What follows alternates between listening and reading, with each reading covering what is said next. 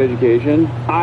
You're wrong. There's a reason why so many people that go to like private schools, Catholic schools and the like end up growing out of this like conservative bubble. Half of my chat has come from that background of being raised by conservative parents and then learning to despise that.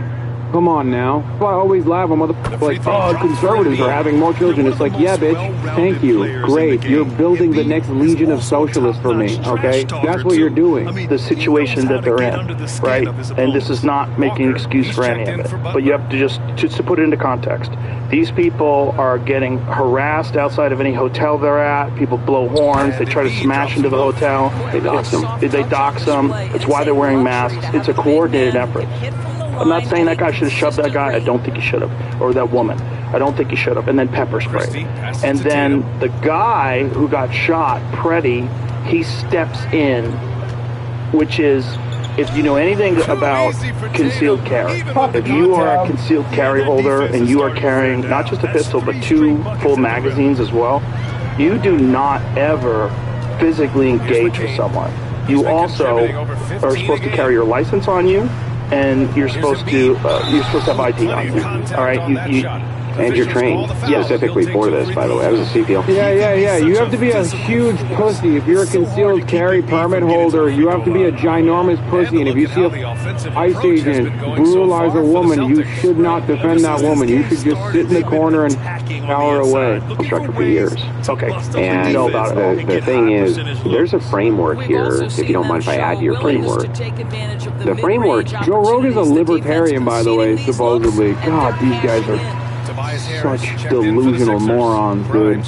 This is a mathematical formula, so I've been following these. What the f*** is this? I thought you were supposed to be a good guy with a gun. I thought that was half the reason for why you open carry. What are we doing? No, don't be a good guy with a gun. Be a good pussy in the corner with a gun, okay? Don't even do anything ever. It is genuinely insane to me that Joe Rogan went through this radical transformation and became a total ass.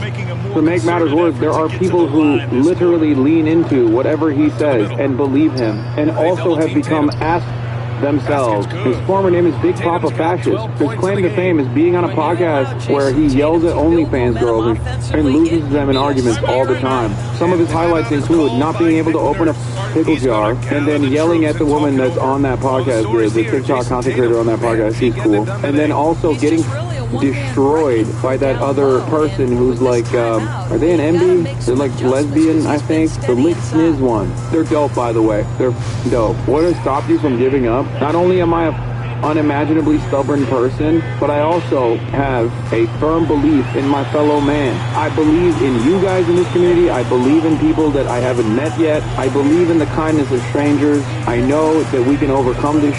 I can't just give up, and I know neither can you. Pessimism of the intellect, but optimism of the will. Revolutionary optimism. Because at the end of the day, what do? You just give up? We can't afford to give up. And even if someone like myself could afford to give up, quite literally, go somewhere else, stop streaming, put my money in the stock market, S&P 500, baby, 18% growth year over year, hell yeah. I don't want to live in a world where these delusional losers win. I don't want to live in that world. That world sucks. I think one of the most annoying parts about this is that these delusional losers don't even realize that they are actively and aggressively pursuing a world that is worse than the one that we live in right now. I don't want to live in that world. Anyway, this guy that we're watching is famous for these 2 videos. Supposed to open the pickle jar?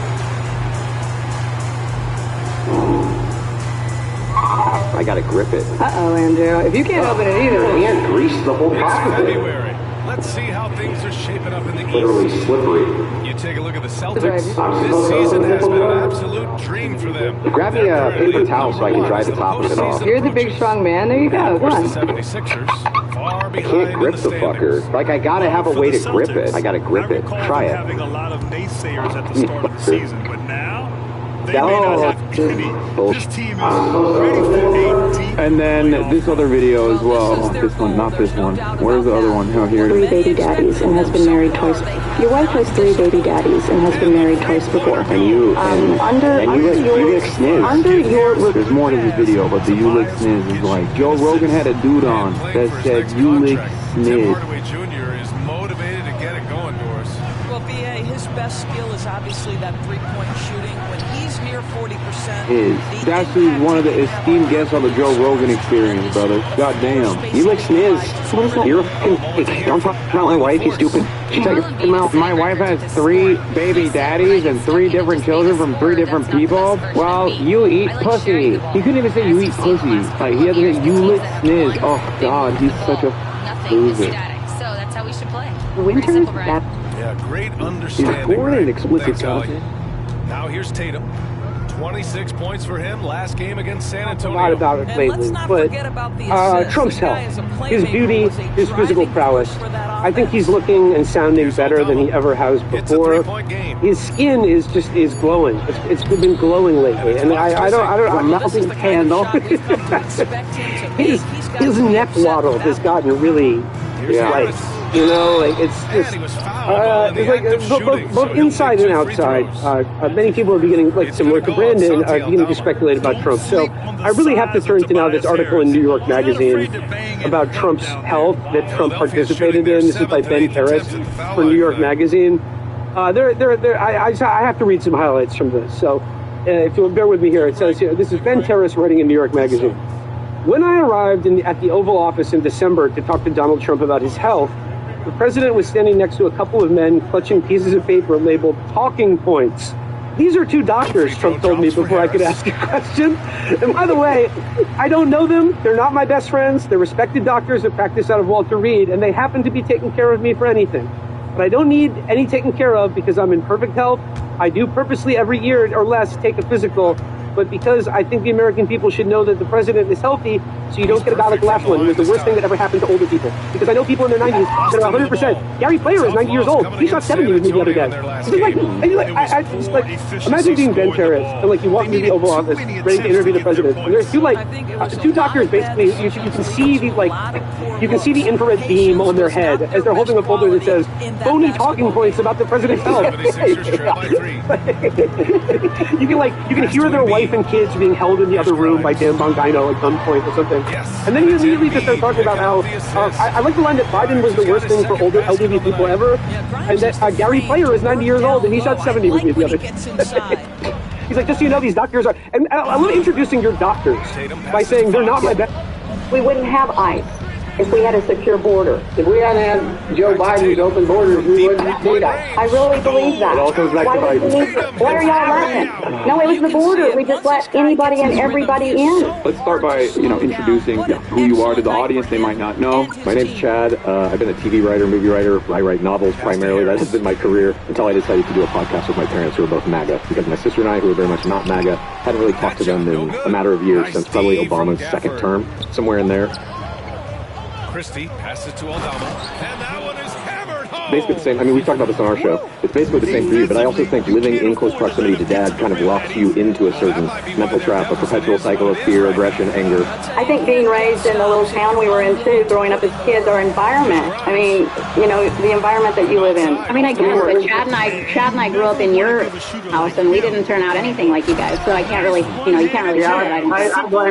I blame that on your tour of duty in California and Colorado. You got painted by a bunch of lefties. It's environmental. That's not true at all. No, it is true. I left Texas in high school to come to California willingly as fast as I could, and I've never left. So I don't think it was... You did that so you could go to USC's film school. Yeah. That's the only damn reason you went to California. Correct.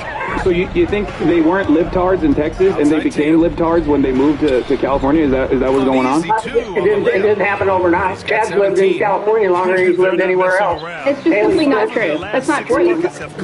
We just didn't talk politics when we were younger. It was a moot point. Like, when I was in high school, I didn't give a shit about any of this. It wasn't until I became an adult and then as a parent that all of this really started to matter to me, and I happened to be in Colorado, but I was never conservative, even when I was a teenager. I mean, I was like, on the boys' baseball team and wearing traditionally, I would say, masculine clothes. Like, I've always kind of pushed boundaries and kind of lived on the fringe. It's not that this is anything new or that Colorado made me that way. I've been this way. You guys use that as an excuse, but it's just simply not true. She did have a wallet chain in high school, I remember that. Bob, do you feel like you're abdicating responsibility as a parent that both of your children became so liberal, and you're kind of saying like, oh, it must be California and Colorado? Well, I can tell you one thing: if they both, if Chad would have remained in Texas and took the other scholarship to play baseball at Trinity, it would have been a hell of a lot different than he is now. There's that. And as far as Haley's concerned, she got nested with a bunch of liberals that were so far left, it's ridiculous. May I say something? I think some of their political beliefs and what they believe in is my fault because I gave them too much freedom growing up. I mean, I gave them way too much independence. Now I'm trying to reel them back in, and I can't get them. I can't get them. Really? I'm 49 years old. You're never going to reel me back in. Yes.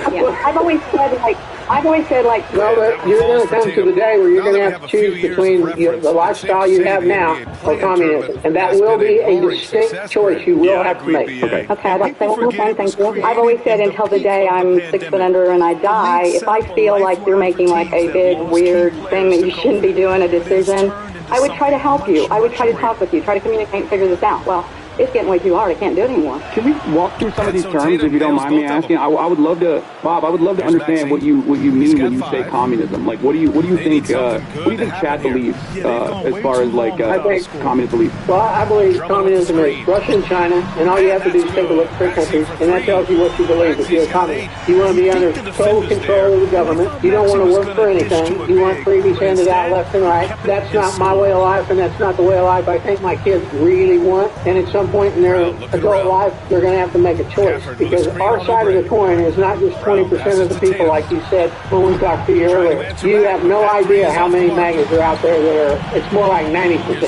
You think 90% of Americans are MAGA? No, I think 90% of MAGA is on our side of the trip. What? So like there are, 80 million Republicans out there? I'm guessing at least more than half of them are like we are. Okay. Because they're not all MAGA. They're not all MAGA. So you're saying, like, out of all of the registered Republicans of the country, if there's 80 million of them, you're saying 50% of them are like your level of pro-Trump. Okay.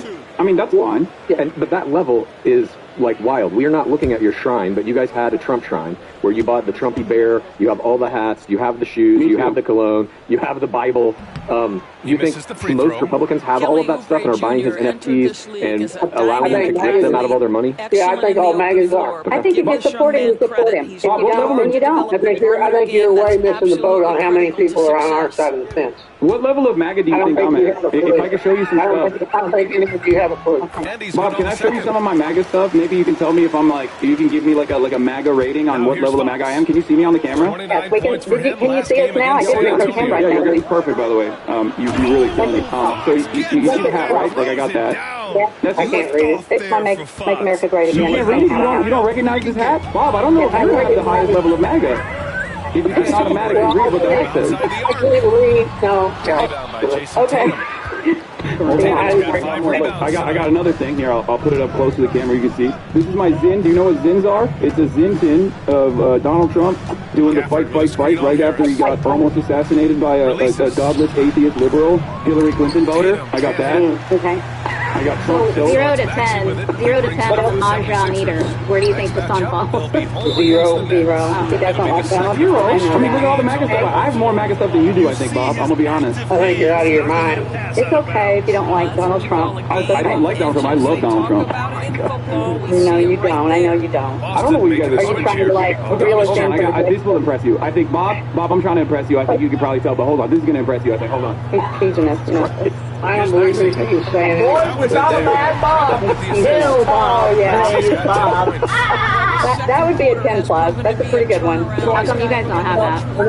Now the question is, how often do you wear that out in public? Oh, regularly. Always. Back to Fox. I wear it out. I wear it out to the rallies when I go to the rallies, the Trump rallies, to the polls. Okay, we get it. You don't like Donald Trump. Wait, what do you mean, Bob? I feel like I'm out MAGA-ing you a little bit. I think. I don't think you are, but I'm not going to go dig out my stuff. I think you're a little impressed. I think you're a little impressed. It's like you can't admit it, but it's okay. I kind of am. No, he isn't. That's something he had to go dig out from behind him, and he ain't. There's no way in hell he wears it in public. Oh my God. Yeah, that's your complaint that he had to dig it out from behind him, but he's not wearing it 24 hours a day. Not that he has a giant Make America Great Again. You're making us laugh. I do like this. You're making us laugh. See, we're getting somewhere. We're getting somewhere. So I was asking about communism, Bob, and you were telling me, like, just look at Russia, look at China, and that's everything you need to know. But, like, do you have any policy specifics about, like, what you think? Because Russia is not a communist country. It was, the USSR was run by a communist party. It's no longer communist. The Russian government is a capitalist government. But at least with China... Give me a break. What do you mean? You don't think Russia is a capitalist country? No, it's not. Why do you think that? Because it's not run like a capitalist. It's not run like our society. They have one guy who runs the entire country. If you don't believe that, you need to sit on your hat. You don't think that's Trump? Yeah, I'm going to be honest. I think Trump is pretty much also single-handedly running the country right now too. So I don't know. I don't think that's right. We need to get it straight. And it's going to take one guy to lay his ball sack out there and do it. Do you think there's people like you in Russia that also feel the same way about Vladimir Putin? Oh, I'm sure there are. Okay. But they're all trapped. They're in jail. No, I meant like people who feel the same level about Vladimir Putin, like the same sympathy towards Vladimir Putin as you do about Donald Trump. Oh, sure. Yeah. Okay. Dad, you're pro-Russia, right? We've talked many times on our show about how you want them to win the war against Ukraine. Wait, so you want a communist country to win the war against Ukraine? Well, look, Obama gave away Crimea. Why don't we give away that little piece of the Ukraine to make peace over there? Ukraine's never going to win that war. That's an absolute impossibility. Because the only thing they got that they think is helping them with their defense is the United Nations, who couldn't defend the 80-year-old grandma sitting on her front porch.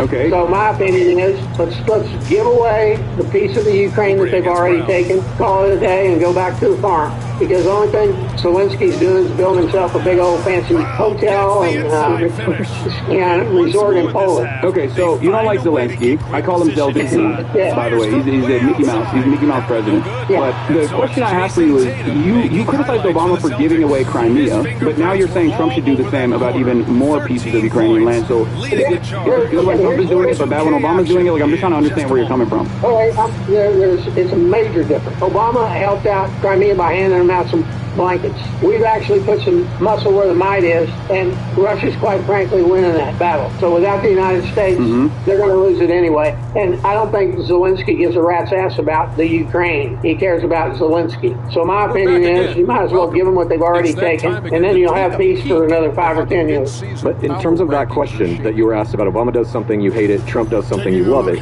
We've gotten into that conversation a million times on our show, specifically where immigration is concerned and deportation. You didn't pay any attention to what I just told. Yes, I listened to you and I'm watching. So if Obama represented a more muscular defense for Ukraine and did not allow Russia to overtake Crimea, then you would be more comfortable with Obama? Like, one of the foreign policy disagreements you had with Obama was that he was too weak. Is that what it is? Yeah. I think so too. But now Donald Trump wants to, do even more damage to Ukraine. But that's good because it's an inevitability at this point. Because, like, it kind of doesn't make sense because, like, technically, I guess the annexation of Crimea by Russia was bloodless in comparison to what has been going on for the past couple of years at this point, right? That's correct. So are you... And here, I'll give you a football analogy. They've already got past the 50-yard line. They're moving towards your goal line, and now what you want to do is defend the goal line. It's too late. You're saying let them score a touchdown. You're just Trump apologist, like, through and through. It wouldn't matter what he does. You're always going to side with him. You have done it since we started the pod. It doesn't matter what he does. With Donald Trump. Yeah. You don't care what he does. Is there something that Donald Trump has done that you don't think is good? Donald Trump has America first. What was the question? Is there something Trump has done that you disagree with? Well, the only thing I don't really disagree with him. I'm hoping that he hurries up and gets this Greenland deal done. Don't mess around with it. What deal do you perceive that to be? How do you think that deal is going to work? We're going to become the 51st state of the United States. Do you think he's just going to buy Greenland? Like, brother. Here's Maxie. And that is a fact, Jack. By doing what? How does that transpire? What do you mean? How does that work? They go to Denmark and say, here's a few $100 million. Now, we'll take over and be in charge of Denmark. And the people in Denmark won't give a rat's ass because their life will be a lot better off. Okay. Have you not seen the protests going on? Have you not seen, like, the actual people, Greenlanders? They don't want on any of this. No, here they don't. He's been in Switzerland today. In fact, I think he might have already left by the time we aired this. But anyway, he laid a framework for a peaceful support for everyone. He's got like a bunch of countries signed on to it now. He said he will not go in there and just take them over. He won't do it, he said. Yeah, he was just threatening to do that, I think. Yeah, he was threatening. There's another deal out on the table right now that I'm 100% for. He'll trade California for Greenland. Who's he going to give California to? Denmark? Yeah, I'm down actually. Let's do it. Yeah, I'm down for that. Point. Who in the hell is going to want it? California is the fifth largest economy on the planet, isn't it? Like, somewhere. I don't think America would be better off without California, Bob. I feel like that's a un-American statement coming from you. I'm actually a little disappointed. Well, let me let the real MAGA speak, you know? Let the real MAGA speak. I don't think you want the fourth largest economy to just go to Denmark, my man. But okay. Fucking free healthcare, brother. Let's go. Medicare for all. And on California, at least, let's go. Pass to Fox. Fuck it. We'll get missiles. We'll get our own military going. I'll move to California like that. You want to trade Denmark to California? I'll do this deal. I'll ship my ass. I'll get a work visa like that. That shot off. I'll tell you, I've lived in California now for... Let me tell you, we can take it over. We don't need California. In fact, half your state wants out of California. The northern half of Californians want to get out of California to create their own state. Why is that? They actually had a petition up less than 5 years ago where the Northern Californians wanted to vote to become their own state. I don't think Chess signed that one. I don't think you saw that, did you, big boy? I didn't, big boy. I like that you're calling me big boy. And the first 10 minutes of this is out of your giant gut. For three, Maxey, sure, from three-point range. Maxey's got 16 points. And his fantastic performance from the last game is carried over to tonight. Do you think if Northern California and Southern California split and then you have two major blue safe havens, do you think that would be better for America? I don't think he'd have two blue states. I think he'd have one red, one blue. Oh, you think California would become... How do you think California would become red if all of the major population hubs in California are deeply blue? Okay, your problem is the people who support and pay for everything live in the north. It isn't your populous cities are not what drive the economy. Wait, who drives the Californian economy if it's not the big cities and the tech sector and the farmers? Okay. Yeah, it's definitely not Hollywood that drives the Californian economy, my guy. Yeah, it's definitely not the fucking movie industry. It's definitely not Los Angeles, San Diego, San Francisco, Oakland. It's definitely not those major metropolitan cities that drive the Californian economy. Yeah, it's the farmers, dude. It's the farmers in Napa Valley. This ain't the 1930s, my guy. This ain't the Great Nebraska. How much farming's done in L.A.? Tell me, you live there. Yeah, no, California's a major agricultural producer. California is a major agricultural output. That's because they have a major population. So is Pennsylvania, by the way. But you don't hear me be like, brother, the farmers are gonna take over. That's fucking stupid. But I think you and I are going to have a little bit of a disagreement here because not only does California as a state subsidize states like Oklahoma, which I'm very fond of, by the way. I've been to Oklahoma many times. My brother used to live there. And are you now, or is that for true? Is that a true statement? Where do you live? No, I went to Oklahoma City only. I haven't really branched outside of Oklahoma City too much. But I'm very familiar with the politics of the state of Oklahoma as well. And I have some friends that live there still. Are you guys familiar with the I've Had It ladies? The who? I've Had Jennifer, It. Jennifer and somebody else. Oh wow, Yeah, you're tapped in. Yeah, my mom is with it. She's on the internet. My dad doesn't even use a cell phone. Hey, you know what? Ask Pat who started our social media platform. Go ahead and ask him. When we first started the podcast, I didn't have time, so I said, Mom, you can do all the social media. And it was a bunch of pictures of horses and butterflies. And then last year, I kind of took it over, started making some clips, so on and so forth. But yes, Mom, you did do it, and I appreciate that very much. One of our platforms. I did Instagram, I did TikTok, and I don't like Facebook. We're not on that. Wait, why don't you like Facebook? I don't like it. It's old people, older, and I don't like it. And I have a lot of nice friends on there That's right. Yeah. Poor Facebook. You got a 72-year-old woman saying people on Facebook are too old for. I like TikTok, Snappy, Snapchat. All right. Okay, yeah, I don't like Facebook either. So I guess we're in agreement there. So you like TikTok. All right. So California agriculture is actually pretty important for the state. It's pretty important for the food supply for the rest of the nation. But Bob, I think you know this already, but a big part of the Californian agriculture actually comes from the people that are working at those farms, right? And I think you know where I'm going with this. A lot of those people that work at those farms are migrant workers. Many of them documented, some of them undocumented as well. So how do you feel about Donald Trump's aggressive actions against these people that are working tirelessly to make sure that we can have, food on our tables for a reasonable price? I'm all for deporting anybody who's illegal, and we'll make do. Believe me. But Trump did say the United States.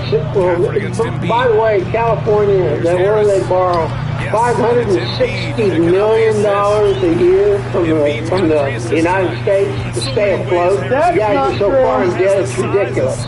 California actually gives money to the government. Okay. Let me ask you this. Don't sing California's praises to me.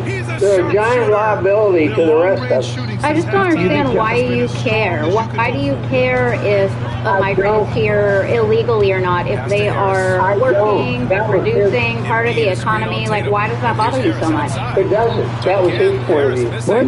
No, there's not. So it's not only untrue, and it is actually blue states that subsidize the red states, specifically states like Oklahoma, but also. Brian, what you'd love to see from a great player that's just entering their prime is the pride they I'm not going to get into that. Also, outside of that, the Californian agricultural output is actually 3% of the overall Californian economy, which is still pretty significant, and it's especially important for food, right? That's where the crops that we're picking come from. But it is ultimately still around 3% of the overall GDP in the state of California. It's very important. Almonds, cattle, pistachios, strawberries, lettuce, flowers, tomatoes, and oranges. And these are all things that I assume you consume. You eat more tomatoes than you do bread? What? No, I'm not saying it's not important. I'm saying it's very important. I'm just saying that it's not as big as a... I think it's a yes or no question. No, I'm saying it's very important. I know how important agriculture is. That's why I'm saying California is a very important state for the nation. We'll be fine. What? Dad, with this immigration said you don't have tomatoes in California in this state. Oh, yeah, we will. We get those from Mexico. By bombing them, we're going to bomb them and steal the tomatoes. But Dad, you're kind of constantly also talking about you don't care if Trump deports U.S. citizens or agitators or kills people or any of that. You're down for whatever he wants to do. You're playing it a little cool here, which I don't quite get. But you're so far beyond just supporting the idea that he's getting rid of the illegal aliens. On our show, constantly you're talking about what? I support that he gets rid of all illegal aliens. But you also have stated that you support him deporting U.S. citizens who just don't agree with him. I didn't say that. Never said that. My That's a lie. We never said that. All right, sure. I want the illegal criminals that are here, that are not citizens, that have criminal records, that are killing people, that are bringing in drugs. That's the ones I would like to see them go back. The ones that came over our border. Sure. But what about people like Renee Good? When an ICE officer murders her in broad daylight, there's video of it everywhere all over the internet. You guys support that. Well, you justify it because you think it's a means to an end. You think that in killing these people and kidnapping these American citizens, they're eventually going to get one of the bad guys. But that's not how this works. I knew we would get into the shooting of Renee Good. I do not want to see anyone die. No one. No one in the United States. Whether you're an agitator, whether you're a criminal, whether you're a citizen, whether you're a child, whether you're an adult. I don't want to see people get killed. All she had to do was get out of the car. All he had to do was not shoot her in the face 3 times. And let her run over. Get out of the car, be handcuffed, go to jail, take it up with the judge, then you're dismissed. Okay, so it's comply or die. That's the assessment, right? So if the same guys, like maybe ICE agents are in Oklahoma going door to door and they come to your house and, you know, there's a miscommunication, let's say, when you're like pulling out of your driveway, like you would have to, you know, that would just be an L that everyone would be holding in that situation. Like, God forbid, they're going door to door. If the law enforcement tells you to do something, just do it. He won't get shot. She tried to run the son of a bitch down, and he had to go to the hospital. But there was miscommunication because they were giving conflicting commands. He was actually in violation. Jonathan Ross was in violation of the code of conduct anyway. They're not supposed to be approaching the vehicle from the front. And not only was that a violation of even like the ICE agency manual. What did she violate? Let's go the other way. No, hold on. Well, let's walk through this. Let's walk through this, and then I'll cover that side as well. One of the things that law enforcement does, which ICE isn't even a regular law enforcement, they technically are illegally detaining American citizens when they're detaining American citizens. That's not actually something that is in the purview of their, that's not something that they're allowed to do, but it's technically considered a legal gray area because how can you make the distinction whether or not someone is illegal, an undocumented immigrant, or a regular, documented U.S. citizen? But basically, what Jonathan Ross did in the process of executing Renee Good was violate a bunch of different things that he was not supposed to. He was not supposed to do. He was not supposed to approach the vehicle from the angle that he approached. He was filming himself. He pulled his service weapon out and he shot Renee Good. And 2 of the shots actually landed after Renee Good had completed the turn. The first shot landed when the trajectory of the car was very clearly moving out of the direction. You can see that on numerous camera angles as well. And then they stopped her from actually receiving medical care as well. There was a physician on the site. They told him, no, you can't come in. And she bled out for 8 whole minutes, according to the doctors that treated her after she got to the hospital. Like, there were so many different issues there, right? I think we all want law enforcement. We want law and order.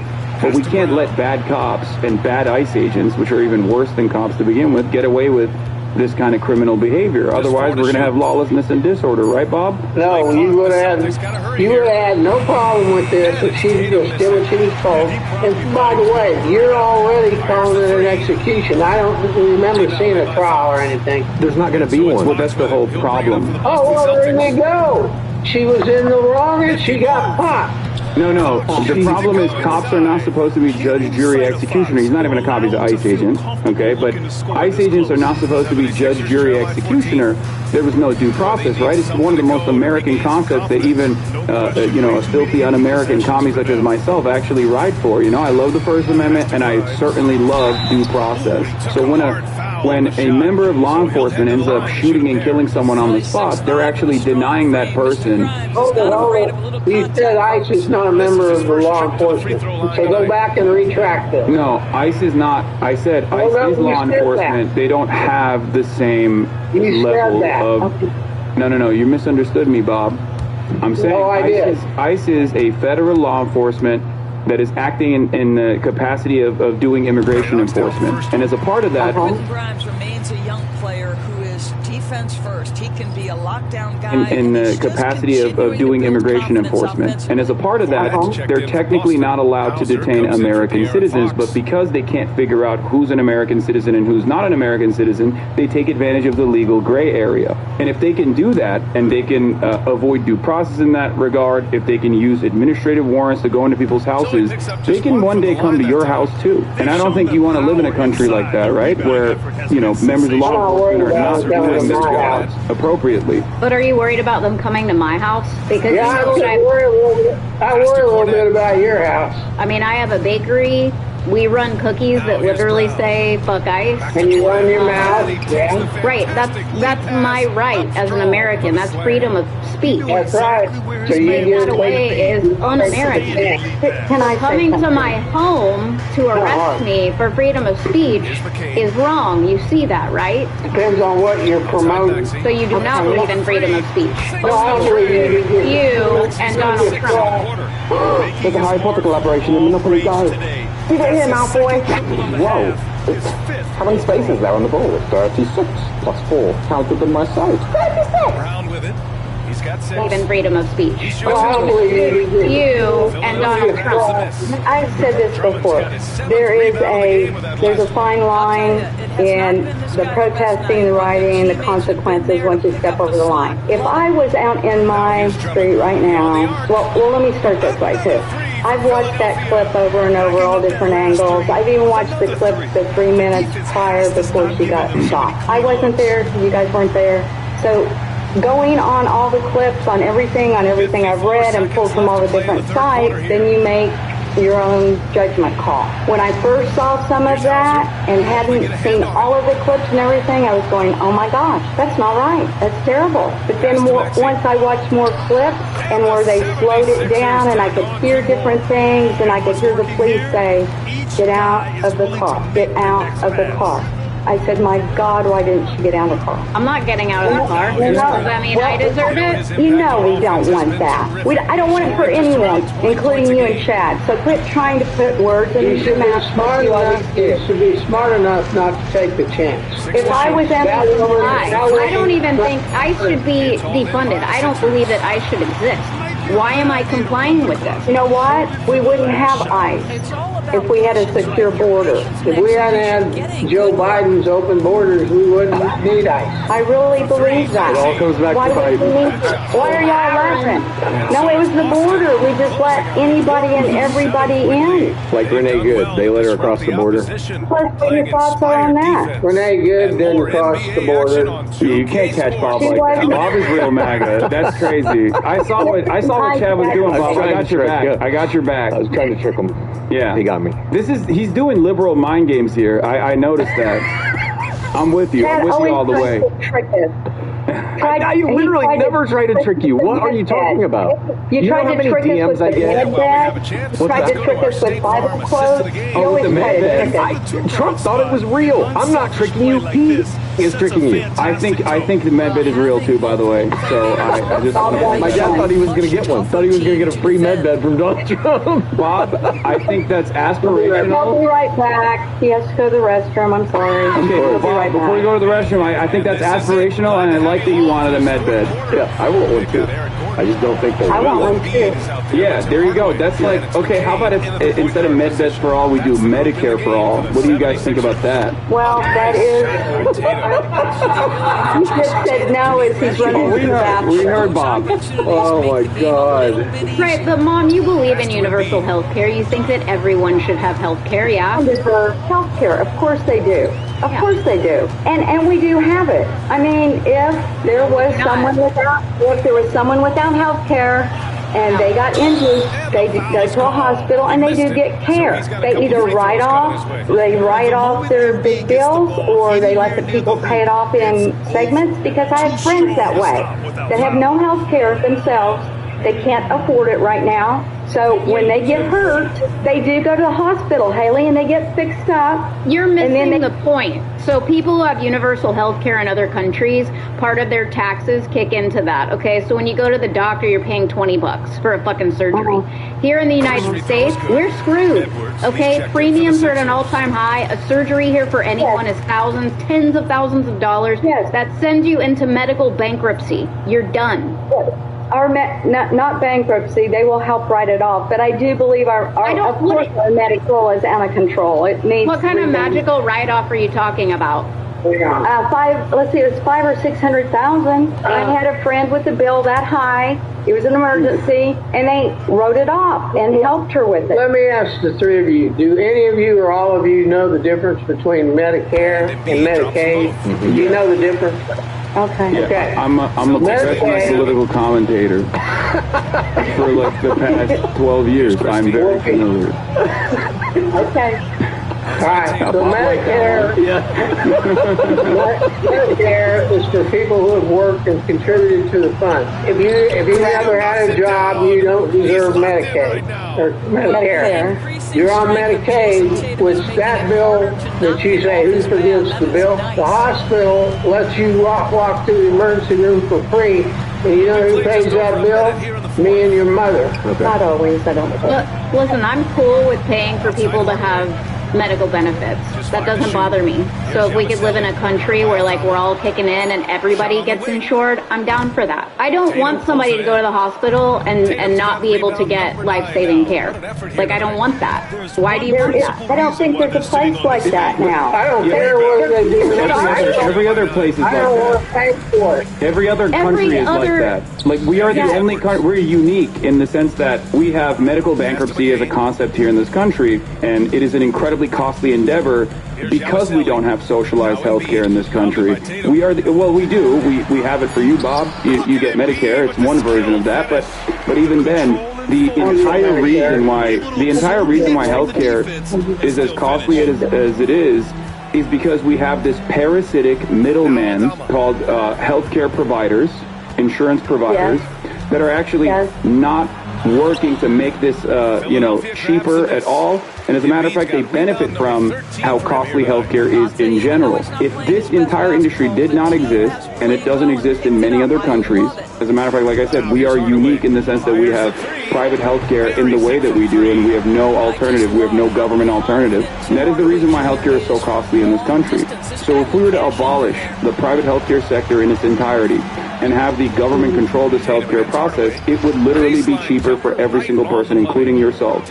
You would be paying less for your health care. Well, maybe not you guys because you're on Medicare, but you'd be paying less for your health care overall, and you'd be paying it in the form of taxes, and everyone could just go to the hospital and get preventative care and not just only exhaust the hospitals at the point of no return when they have to use an emergency room. Tell us about Obamacare then. Why was that not any good? And like premium sky high and... Because Obamacare Obamacare, the Affordable Care Act, was actually created, and this might come as a surprise to you guys, by Republicans in a right-wing think tank called the Heritage Foundation in the 90s, right?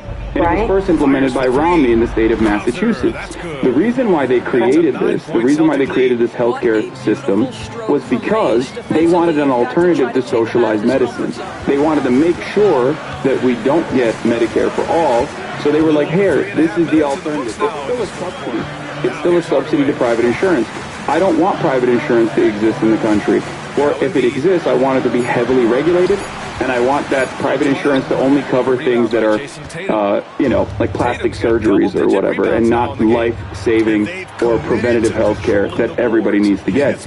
Well, all night he has made an impact at the offensive end. Now he's time to film the video. Here's McCain.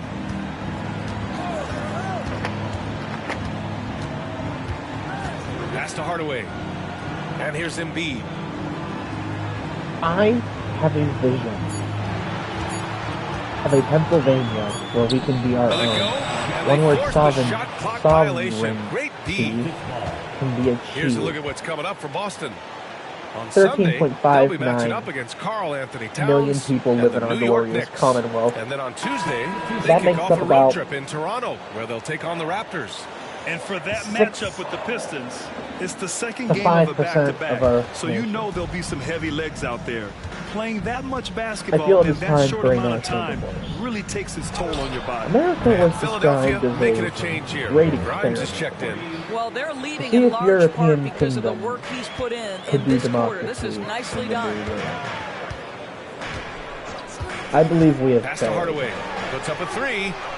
Drops in the three. Pennsylvania makes up some of the most diverse contiguous forests of the eastern seaboard.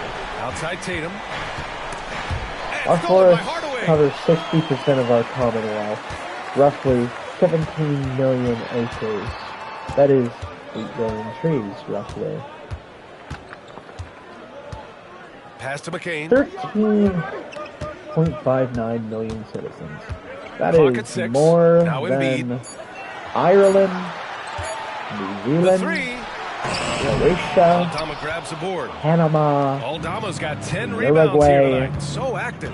Here's Tatum going inside. Imagine if we had Tatum slams it home. missiles. Boy, once he Imagine gets if going, we had a 6'8", military. 210 Give pounds, me Tatum, forces very hard to stop from off the each of bounce. our 60-something counties, and we could hold most nations out there. The Commonwealth vision is the vision of the nation. 13 feet out.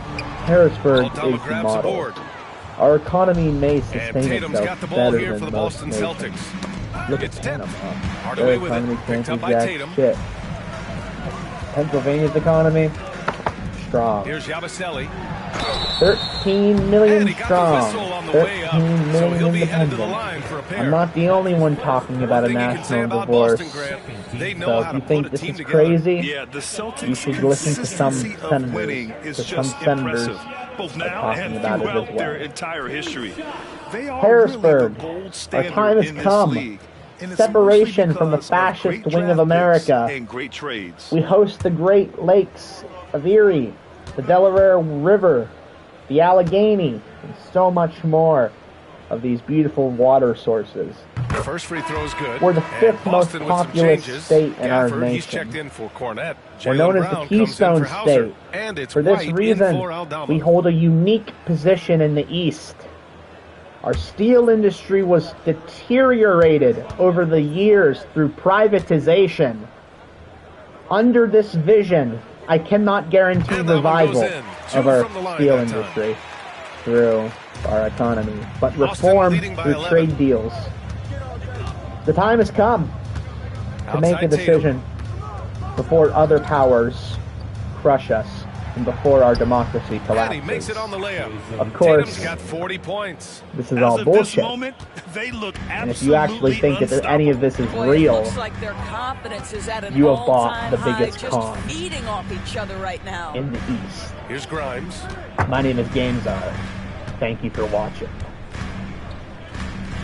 Screen Yep, by I'm Embiid. filming a video while Grimes, the I'm pass to Maxey. Clock at So, 4. Embiid. Rebounded I by don't the know what to Celtics. title it. Gafford's PA Power. That's what I'm gonna call it. Oubre against Brown.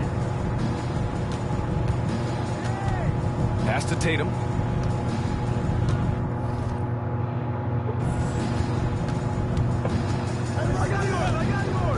Now here's White. Three-pointer, Fox.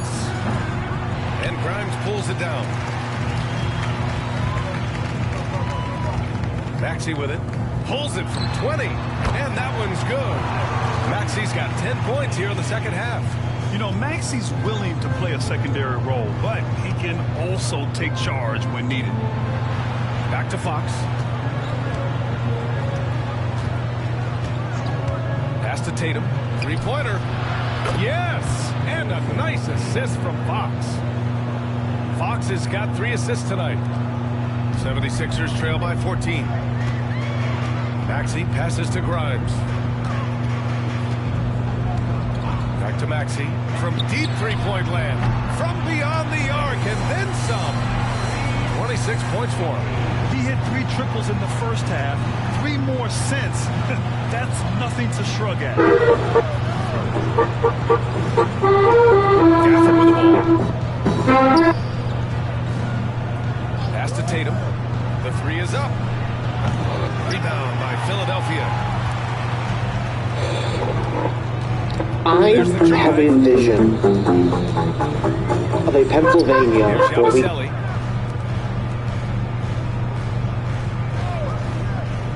Embiid, high post. Outside Oubre. Takes a 3. Hauled in by Brown. Brown's got rebound number 5 here tonight. From downtown, they grab their own miss. Can Gafford I passes loop to it White. a little? Another shot. Back to Gafford. Oh, stolen by Embiid. Oubre against Brown. Up top, Maxey. No one near him. And right on target. Maxey's got 28. Excellent recognition from Kelly Oubre right there. So solid, sensing when one of his guys is open. Outside Tatum. And the Shot goes. Tatum's got 40 I points. have a vision of a Pennsylvania where we can be our own. 107 solid can be achieved. 13.59 million people living under this Commonwealth. That makes up about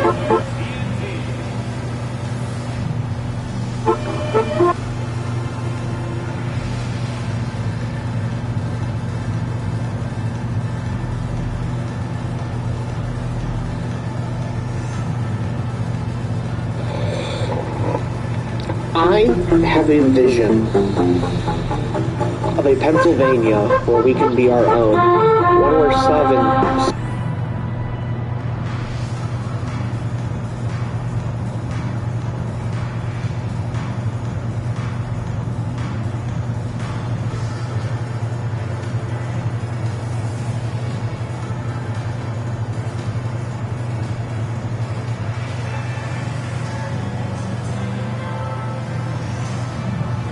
This video is a joke. I just want our state to flourish.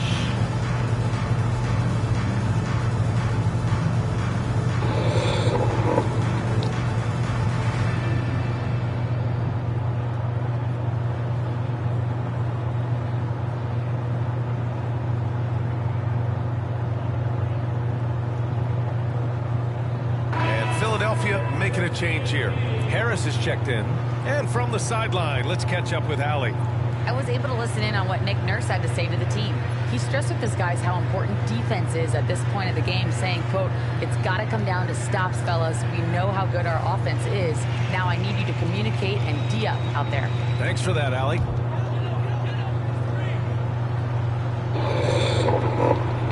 I have a vision. Fox against Maxey. Okay, can I do an animation? A loop. Gafford grabs the miss. And here's Fox. He'll bring it up for the Celtics. Tatum from long range. Joel Embiid with the board. Embiid's got rebound number 15 here tonight. Pass to Maxey. I have a vision of a Pennsylvania where we can be our own. 107 solid can be achieved. 13.59 million people living under this Commonwealth. That makes up about 6 to 5% of our nation. I feel it is time for a national defense. America was described as a great experiment to see if European kingdoms could be democracy in the New World. I believe we have failed. Pennsylvania makes up some of the most diverse, deciduous forests. And he drops it first.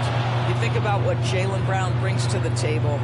Elite athleticism, three-point shot making, attacking the rim in transition, so much to like.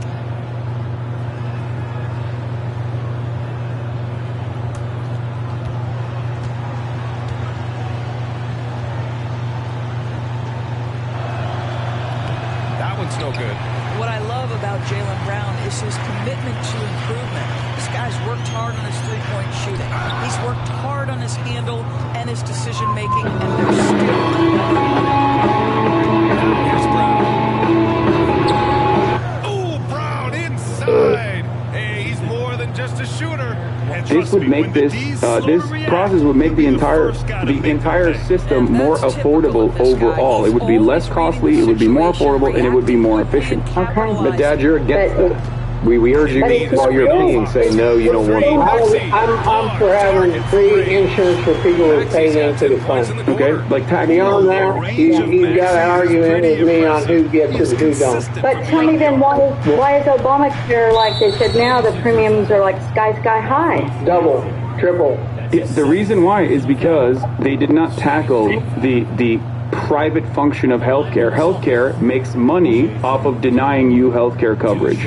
You pay into it, right, and then they do everything in their power to make sure that they don't pay your hospital bill. That's how they make money. Yep. Okay, so it's working against your interests. Is that Medicare? No, just healthcare in general. I'm saying like private healthcare makes money. We don't get anything in Medicare. What do you? I'm sorry. What? I said you're wrong about us having to pay. Gotta upload a video.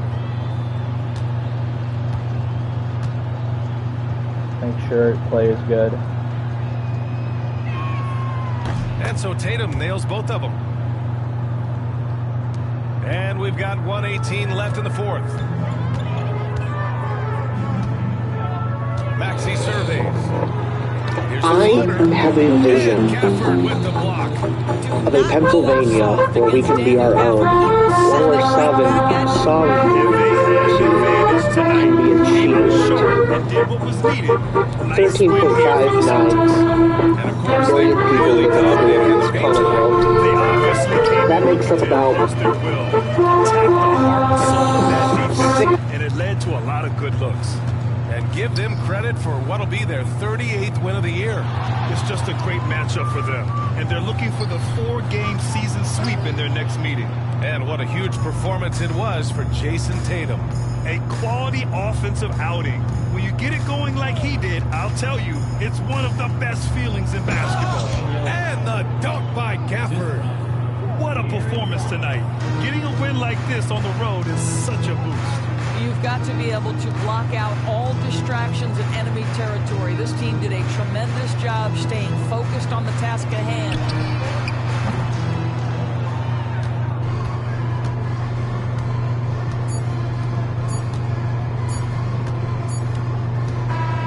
And so it's Boston easily grabbing this one. Exceptional effort on the road. They were ready and they were focused. Focused indeed. I mean, it takes a strong mental approach to block out the distractions. These guys stepped up 100%. Thank you for joining us. That'll do it for now. For Allie LaForce, Grant Hill, and Dorisburg, this is Brian Anderson. Thank you for watching tonight's game. And now, time for our player of the game. Jason about us having to pay extra for health care above and beyond what we're paying for Medicare. That's not true. That's a false statement. There's some things that have to be pre-authorized though now. So we get it all covered. Okay, so yeah. We're not dribbling out the back door. Because we're old. No, I know. That's why I'm saying everyone should pay into it with taxes. You know, obviously not like children or the elderly that are no longer working, but everyone should pay into it and have one major pool of tax-funded health care that we take out of. It won't change until Democrats and Republicans agree on it, and we'll be dead by then. But there's also these powerful lobbyists that are in the medical insurance field that are paying all these politicians to make sure a bill like that would never pass. It's all about money and whose pocket can get greased so that this will never happen in this country. And you understand that Donald Trump is a part of that. All he cares about is money. Okay, no. He cares about America. We just talked about the $500 million he's got parked in a bank account in Qatar that he got from selling the Venezuelan stolen oil. You don't think he cares about money? Yes, so we can move it around. Move it around for what, though? Bank account? He's going to make sure it goes to the right place. That's it. There's a lot of belief in Trump. I'm wondering what he has done for you specifically that you feel like has improved your life specifically that makes you feel confident that he's got your best interest in mind. Well, since he became president, we're making more money than we ever have in our life without working. My gasoline was the cheapest. We're getting more Social Security. We're getting higher interest rates on our money than we have in the bank. And we're doing damn well. See, what you have to understand is that they have zero empathy for others. So it's like a me. So as long as I'm benefiting, as long as I'm winning, that's all that matters. It's the same with healthcare. You guys are covered. You guys are insured. To hell with everyone else. You have this mental block where you just do not give a shit about anyone else. You're fighting mad today, Haley, aren't you? Dad's nodding. What do you mean? Dad's agreeing with her. Every day. I live in this country, and I read the news every day. I can't help but be mad. I'm sorry you feel that way. So I care about other people. You have alternatives. If America's not right for you, hit the road. Where would you go, Haley? Waiting for midterms to see how this goes. You know what you do? You move to some country that's got health care for everybody and see how your lifestyle is. I mean, that's Switzerland. I'd give anything to live there. That's Scotland. Name a Nordic country, name a European country. You're not understanding because you've never traveled outside this country. But there are places that are much better when it comes to health care. Oh, we've had this discussion before. Then you got to put up with the rest of the bull.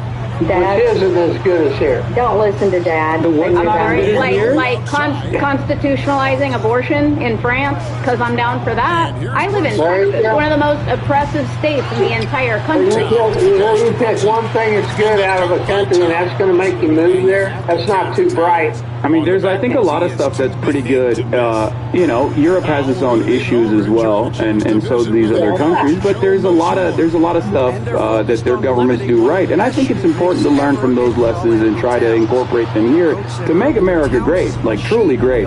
So, as far as like universalizing the pain, one angle that I wanted to talk about is homelessness, right? Like, there's a lot of homeless people on the streets, and I don't think anybody wants to see other human beings living out on the streets, right? Like, you guys don't like that, right? It shows that this is like a chaotic system. I agree with you on that. Yeah, so would you say that is a byproduct of the government failing? Not necessarily. I think there's a lot of other things that contribute to homelessness. Half those people are drug addicts, and they choose to be homeless. So I don't think you can blame that on the government. Okay, you think homeless people choose to be homeless? The only thing I would say the government did wrong with the homeless people is encourage them to be addicts. Nobody chooses to be homeless, you dumb fuck. Yeah, no. If you put a house in front of a homeless person and then you put the street right in front of them, 9 times out of 10 they're gonna choose the street every single time. You're retarded. I'm sorry. Nope. Nope. There's no other word for it. Quit being so offensive, Tanner. These people want you dead. You gotta get offensive. I think you people have a weird approach to dealing with these fuckers. My approach is a bit different.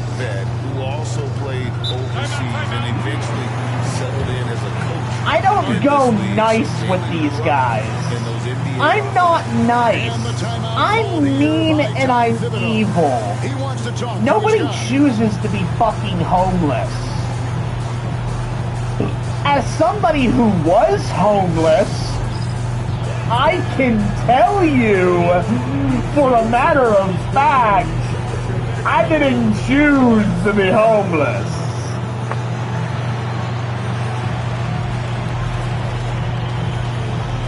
If I had a choice, I would have rather stayed in the fucking house I was in. To be addicts over the last couple of years. They make up, they open up places where they can go in and get their drugs for free and let them go out and lay on the street. Insane. I mean, you live in San Francisco, they take a crap on the street. He's talking about safe needle injection sites and things like that. They've actually been very successful, especially the mass distribution of Narcan under Biden, who I hate, by the way, just so you know. That's not even a joke. I hate Biden. Wasn't a big fan of Kamala either. Not a big fan of the Democratic Party. But, you know, that's maybe an area that we can agree on. Having said that, of course, what? Where do you stand? Well, I stand firmly outside of the American two-party system. I'm much further to the left than at least this current iteration of the Democratic Party. This is something that we talk about on our show a lot too. Haley and I are very similar to that. And you guys always look at us and you're like, you love Biden, you're Democrats. And it's like, no, we're not really. No. We're very much against Trump and very much not right. But the two-party system, Haley and I also think, is, I mean, it just doesn't work. We're at a point where we're seeing the complete failure of it now, and the ability for an authoritarian to come in and exploit it for personal gain. But you guys think we are like hardcore Biden supporters. That has never been the case. Here's what I don't understand. Why you and Haley don't, love the American flag. You don't have patriotism. Okay, now hush. Y'all laugh at this one. I sat at my father's funeral with the gun salute going off when they handed me the perfectly folded triangle flag for my father's service. Yeah. That's gut-wrenching to me. Sure. That's the reason you get to sit here and run your mouth. I had so much pride that day, and that's the stuff that you guys will never feel, and that makes me sad. Sorry, Haley, go ahead. I think innately, within me, even since I was a kid, stand and do the Pledge of Allegiance. In my mind, I'm telling myself, you can't tell me what to do. I'm not going to follow this shit blindly. Okay. And so I knew it was a long time ago. You were a rebel. You were 6 or 7. You're a rebel. Woo. You're a rebel. You had a grip on it. Okay. So the flag is very simple, but it's interestingly in this country because of burning of the flag is part of freedom of speech. But Trump says that should be outlawed. We're going to throw you in jail for it. Not anymore, does it? You go to jail now, buddy. Right. So Dad, 10 seconds ago you were like, "That's your freedom of speech." Now you're shitting on freedom of speech. No, I'm not. Okay. This is not the country that I anticipated raising children in. And again, when I was younger, I didn't really pay attention to politics, but as I became older, became a parent, everything really clicked, and I started to recognize that this isn't the actual country I thought it was. And as I'm living through, again, Texas, one of the most oppressive states. True. It's why I refuse to have kids. I'm not having kids in this country. Sorry, Mom. Sorry. Sorry. I'm not having kids. You really think I'm going to have kids in the fascist wing of America? You're fucking insane. Let's hope that we can thwart this issue. Then maybe we'll have some kids. Just 5 on the clock. If we can't, we're all going to die. From 15 feet away. And I'm kind of okay with that, honestly. Brunson's got 5. I'm not gonna lie. That's not to get all Buddhist with you, but that's the breaks. Bridges with the steal. Nothing we can do about it anyway. You're here, I'm here, back to Bridges, and that's the cycle. So what are we gonna do about it? It's all relative, my friend. No one lives forever. In the United States, I don't want to be here. You know, I wake up every day with anxiety, reading another story about just atrocities happening right in my backyard. Here's something that shocks me even more than my kids are awesome. All right, and they grew up in the United States of America. And Texas. Under our flag. You think the flag made them good kids? Okay. Under the flag of America. Like pride. You know what the flag, you two don't even understand what that damn flag stands for. It isn't about you and your kids. It's about the thousands of our soldiers who have died for our freedom. To let you sit here and run your mouth for our freedom. Okay. I think the flag represents the people, right? Without the people, there is no nation. And I think it's the most patriotic thing you can do to want what's best for your country and want what's best for your fellow countrymen, right? Do we agree on that? Yeah, it depends on who you consider to be my fellow countrymen. Yeah. Okay. Not everybody who resides in the United States is a fellow countryman to me. Well, I think America actually is, here's another thing that I love about America. America actually is one of the few countries on the planet where what you're saying, Bob, is actually entirely incorrect. There's never, with the exception of, Native Americans that have been here before our forefathers got here, every single person in the United States of America that came to the United States of America that became, multiple generation Americans came from somewhere else, right? That's correct, right, Bob? Yeah, what are you doing? You watching Newsmax? What's going on over there? No. Newsmax. I turned it off. Okay, thank you. But Bob, you agree with that, right? Like, I mean, your great-great-great-great-grandparents probably came here at a certain point, right? Yeah. Where'd they come from? Germany. Luxembourg. And they became American, and you became American as a part of that. And I think there's no difference between your great-great-great-great-grandparents when they first came here and were regarded as being swarthy and not Anglican blood, as Benjamin Franklin once famously wrote about, when they were initially considered not real Americans. I'm sure they experienced some of that same exact bigotry that you're dishing out right now. But I think that's the beauty of America, is that people come in from all different parts of the world, and over 2 generations they become American. Oh yeah. So you believe that's what Somalia is up to right now? They're going to become second generation of patriot Americans? They already have.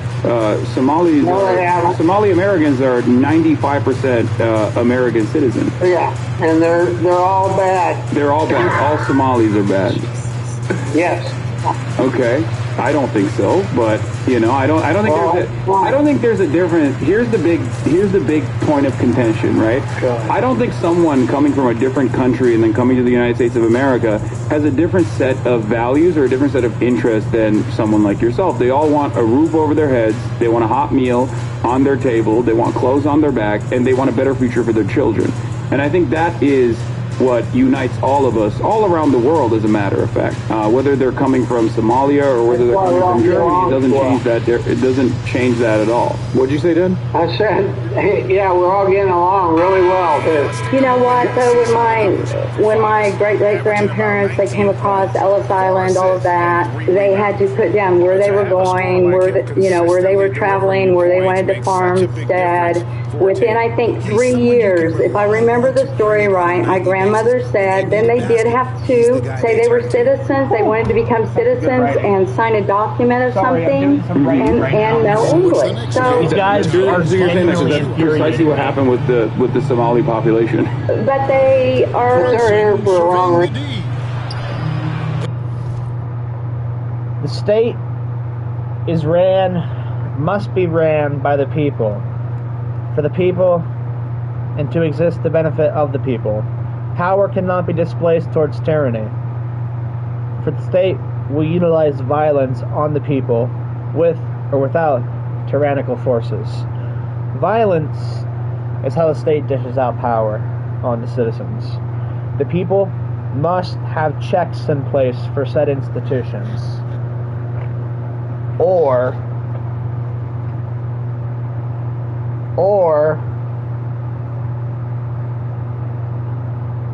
the state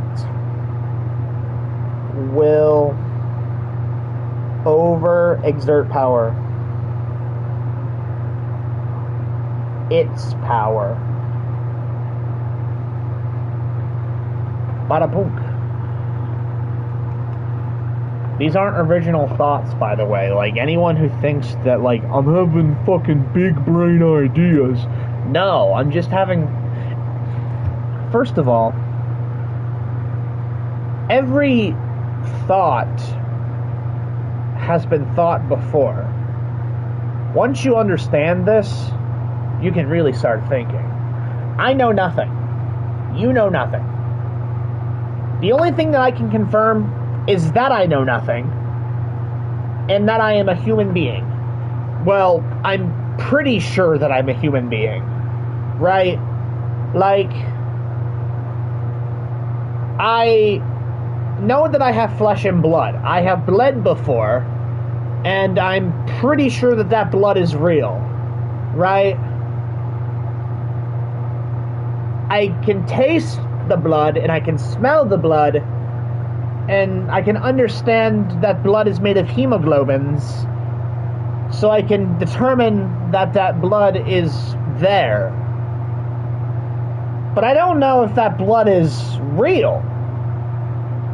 That blood could be a figment of my imagination. Right? But it is physical. for the blood touches the ground, and the ground is also there. For my feet touch the ground, and my feet are also there, because my feet are attached to me, and I can confirm that I exist, for I do know that I exist. But I know nothing.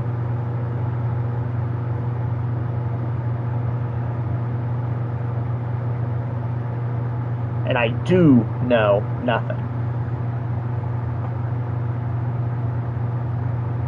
That is why I loved writing. And what I wrote down was, I'm getting tired of AI-created content. I'm not anti-AI, but I just think a lot of it is brain rot.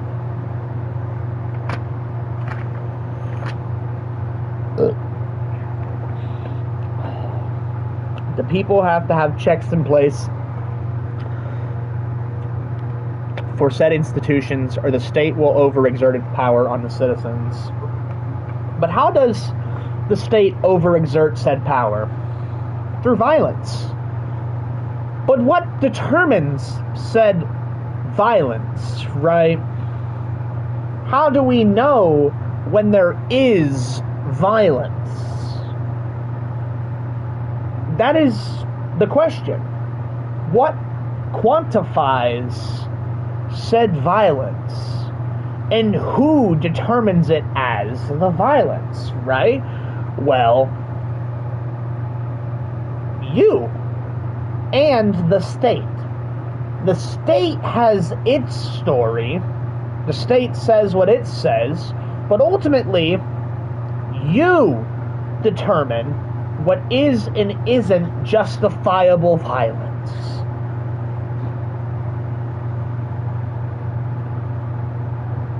For when the state exerts its power onto you,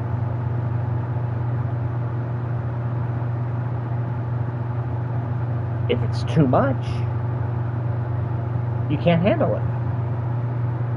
No one man can have all that power, after all. No one entity does. But why is that? Well, because absolute power corrupts absolutely. Let's get back to the debate.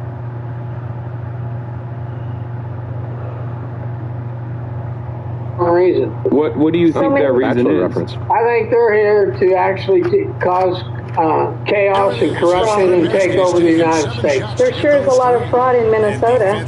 And they're stealing money to get away with it. And you think this is happening 100% blanket, as you said earlier, all of them are bad. You believe every Somali in the United States is part of this scheme? I think they live in that neighborhood and they've got that mindset, yes. They're not all bad. He's wrong. I don't know any of them. Yeah, but you know they're all bad? Yeah. So how are you coming to that conclusion? This is Newsmax. Look, I started schools with no kids in them get paid $800 a day per child, and what are they doing with that money? They're sending it back home. Okay, well they can do whatever they want with the money they make. I started watching Newsmax because of you guys. I watch it for about at least 10 or 15 minutes a day. All they're doing right now is just pumping that Somali fraud straight into your brains 24 hours a day.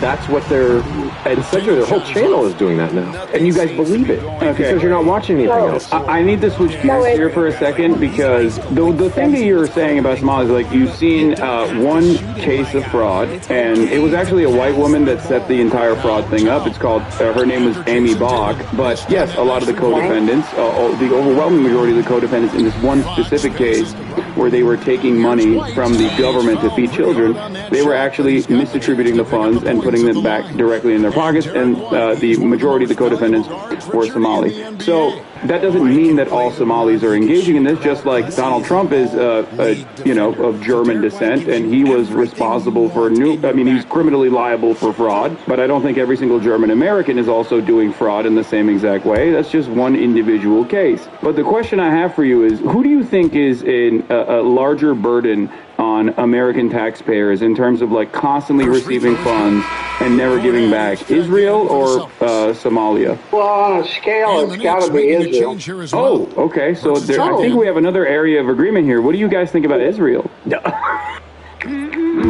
So this week, Domino's large 2-topping pizzas are just $6.99 each. You want to know. You love them. Oh, no. The only thing that stand between us and Iran. You know what? I'm not even going to talk. That's okay. Never mind. What do you mean? Mom, you got something to say? Say it. I don't think she likes Israel. I think they had something to do with Charlie. I really think they had something to do with Charlie. What do you think that has to do with it? You've been watching that Candace Owens? Yeah. I do watch her, but just some things are just not adding up. I, like, at night sometimes when I can't sleep, I'll just start clicking on stuff and reading. I'm very sad. I'm very sad what happened to him. I don't think we're ever going to figure it out. Or at least if someone knows, they're not going to tell us the truth. It scares me now that I don't know his wife, but some things are just not adding up now. I don't know. Okay. Yeah, another area of somewhat agreement. Okay, that's good. Bob, what do you think? You think Benjamin Netanyahu slimed Charlie Kirk? Do I think he did what? They slimed him, like he iced him. He killed him. I'm alive. Oh, do I think that Netanyahu killed him? Yeah. I don't think Netanyahu necessarily killed him, but I wouldn't surprise me if the Israelis had something to do with it. Who determines Can I ask you this violence question against too? the people? I'd ask it. Is it the state or is it the people themselves? Is an overexertion of power violence? Who determines what is too much power, do you think? Is it true that power corrupts all? Can one wield power responsibly, or are they doomed to eventually be corrupted? Those are some questions I have. To a couple of my friends, and they're like, I don't know, Meredith. Why can we not say someone was killed anymore? We have to use that word unalive? It's TikTok. It's TikTok because TikTok terms of service bans you if you say killed. I say killed. I was just joking when I said slimed. I say killed all the time. You can say whatever you want. Just not on TikTok, I guess. Yeah. Well, it's cultural then. It's like a cultural thing. Where you have But other than Charlie Kirk, other than your attitudes about Charlie Kirk and Israel's potential involvement in his assassination, you guys are huge supporters of Israel and everything they're doing right now. Yeah, they have to be stronger than anybody else in the Middle East. And we have to maintain that. Something fishy with Charlie. You met Charlie, didn't you? Me? It's not about I've debated him. Yes. Yeah, I debated him twice, and I was supposed to debate him before he got killed, maybe potentially by the state of Israel. I was supposed to debate him 2 weeks prior to his assassination. Oh, wow. Yeah. Oh, wow. So were you friends with him, you think? Or Not even a little bit. You didn't like his views or anything? No, not even a little bit. I mean, back in the day, in private, I looked back at our back and forth conversations all the way back in like 2017, where he was actually very worried about how racist some Republicans were getting.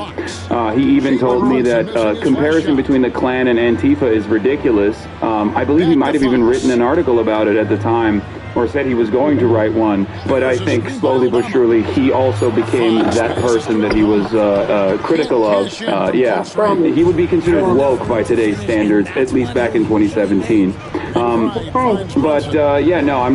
not very fond of Charlie Kirk or his opinions. That's why I was going to debate him.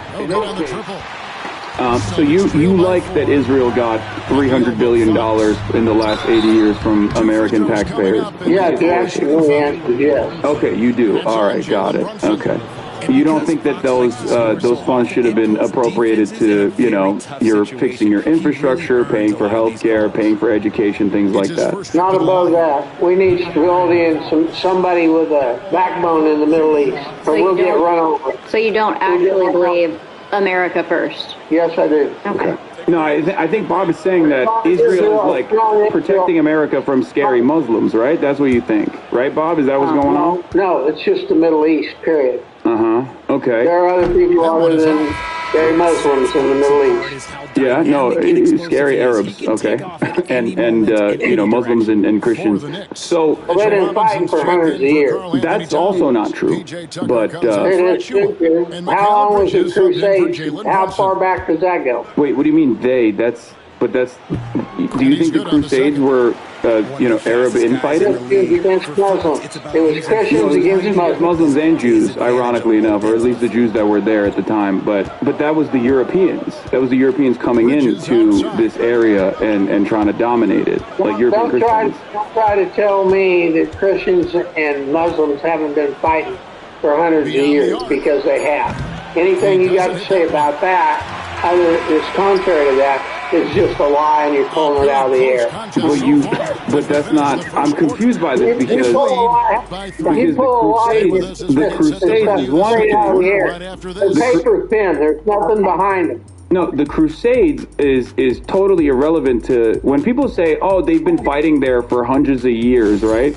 They're usually talking about Jews and Muslims, because that's what this conflict has been reduced to, which is wrong. That's the wrong interpretation. I don't know what other people are talking about. I'm talking about the Crusades, where Muslims were fighting Christians. Yeah, because Christians were coming in. Those are hundreds of years ago. Okay, but how is that relevant to Israel? Yeah, that's what I was going to say. And so because of that, you're cool with $300 million? Why are you jumping over to Israel? What I'm telling you is Christians have been fighting Muslims for hundreds of years. That's a fact check. And you can sit here and blow smoke up your listeners' asses, but I'm not going to. Okay. No, but you brought it up. Israel has nothing to do with the Crusades. Wait, why'd you bring it up then? Now we're at the point where we need somebody in the Middle East to keep a rein on everybody, and the only country we can count on is Israel. Okay, I'm a little bit confused by what you're trying to say here, because we were talking about Israel. You brought up the fact that they've been fighting for hundreds of years. I asked who you mean by they. You said Christians who invaded the region, and that's a little bit confusing to me, because like what's going on in Israel right now is not relevant to the Crusades. I don't think so. I don't know why you brought it up. Well, what you're doing is you're mixing two different stories. No, you brought it up. No, you are mixing up two different stories.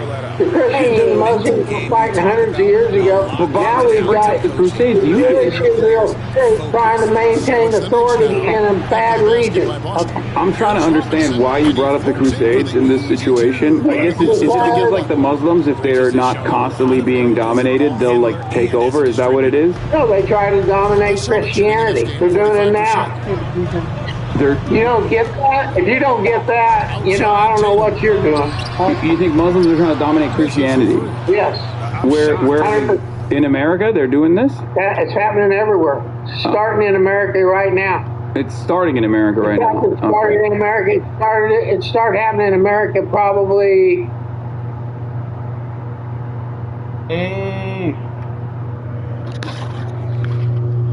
Can you hear me? What's up? I made a video that's fucking crazy.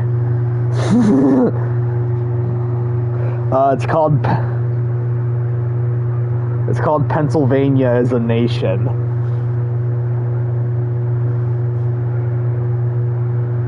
It's pretty goofy. It's basically a whole joke.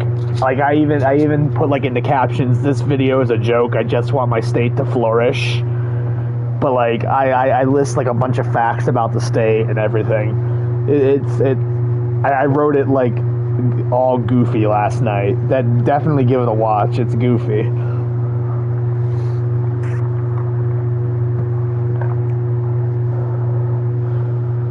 I keep hearing that, yeah.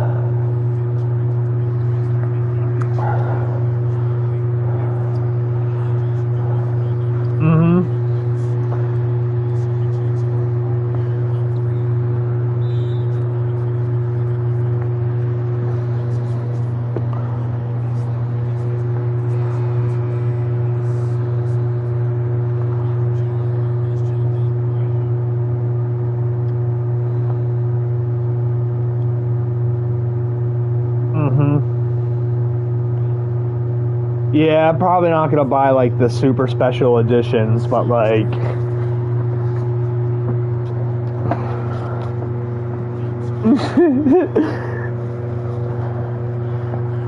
I usually wait. I mean, if I do buy it, I'll probably buy the season pass, so that way I get everything, you know.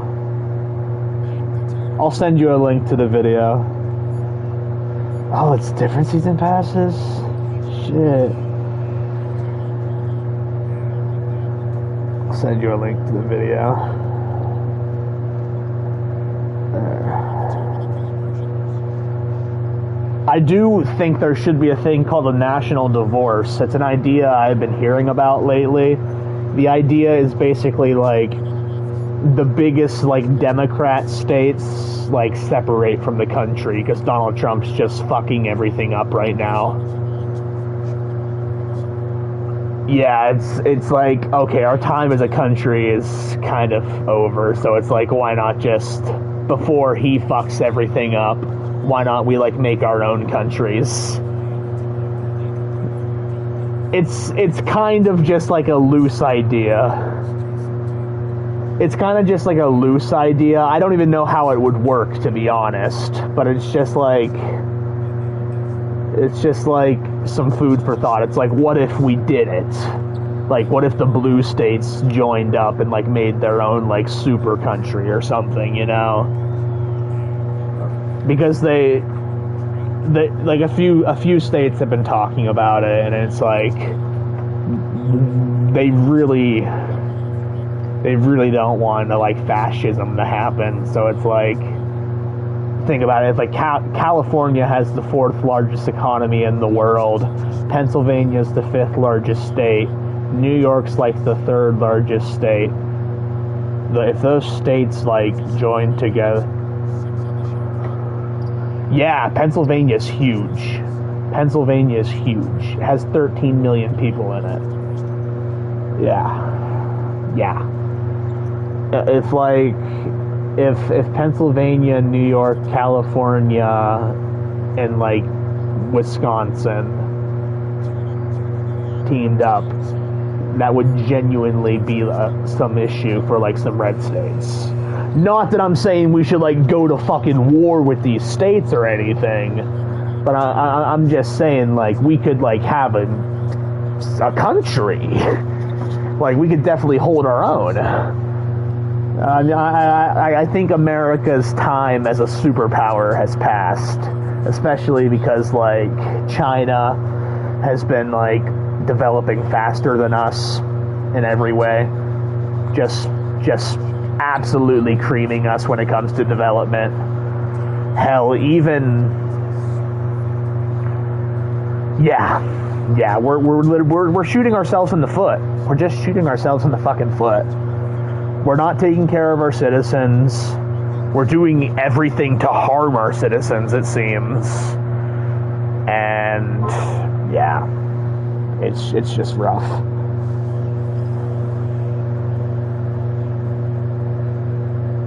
I wrote a video. It's like, I want Pennsylvania to be the best state ever. Did you know we have 17 million acres of woods? Imagine our lumber industry if we were a country, bro. Seriously. I mean, our lumber industry as it is already pretty fucking big. We're the mushroom capital of the world.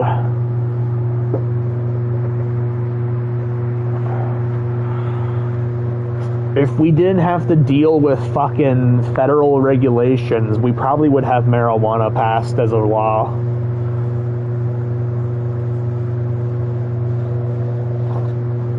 But because medical shit, we have to deal with the federal. We probably would have more drugs legalized, honestly. It'd probably be like Oregon. Oregon has everything decriminalized, which is insane. They pulled a Portugal.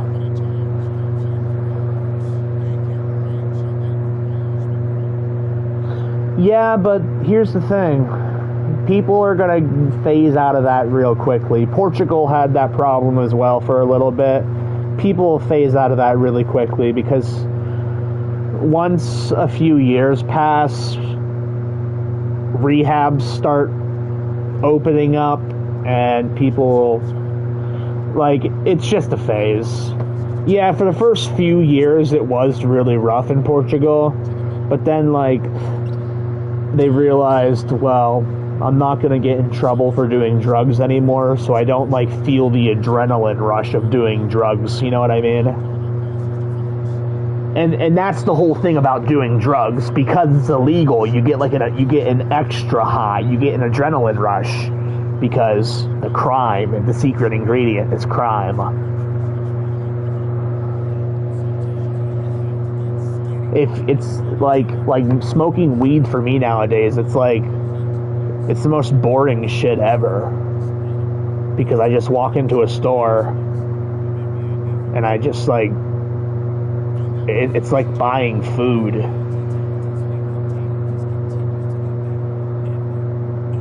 I don't even know how to describe it. It's just like, hi, how are you? Can I buy my food, my medicine now?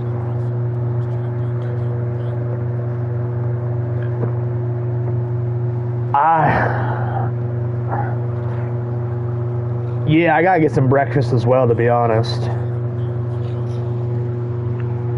I'm gonna get some biscuits.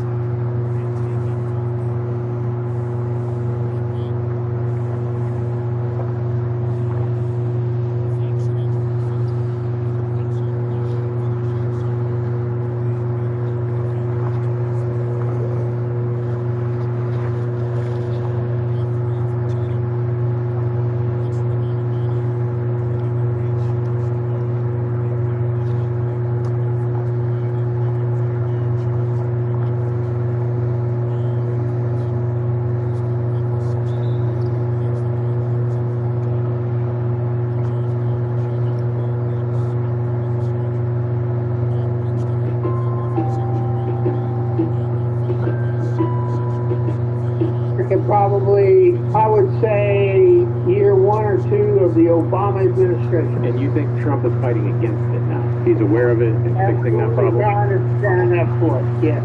Okay. Wait, how do you feel about Trump being buddies with my buddy Zoran? who is Muslim. I'm Muslim too, by the way, but that's besides the point. But I am actually trying to do taqiyya, Bob. I don't know if you know what that is. Don't know what it is. You trying to take over the country?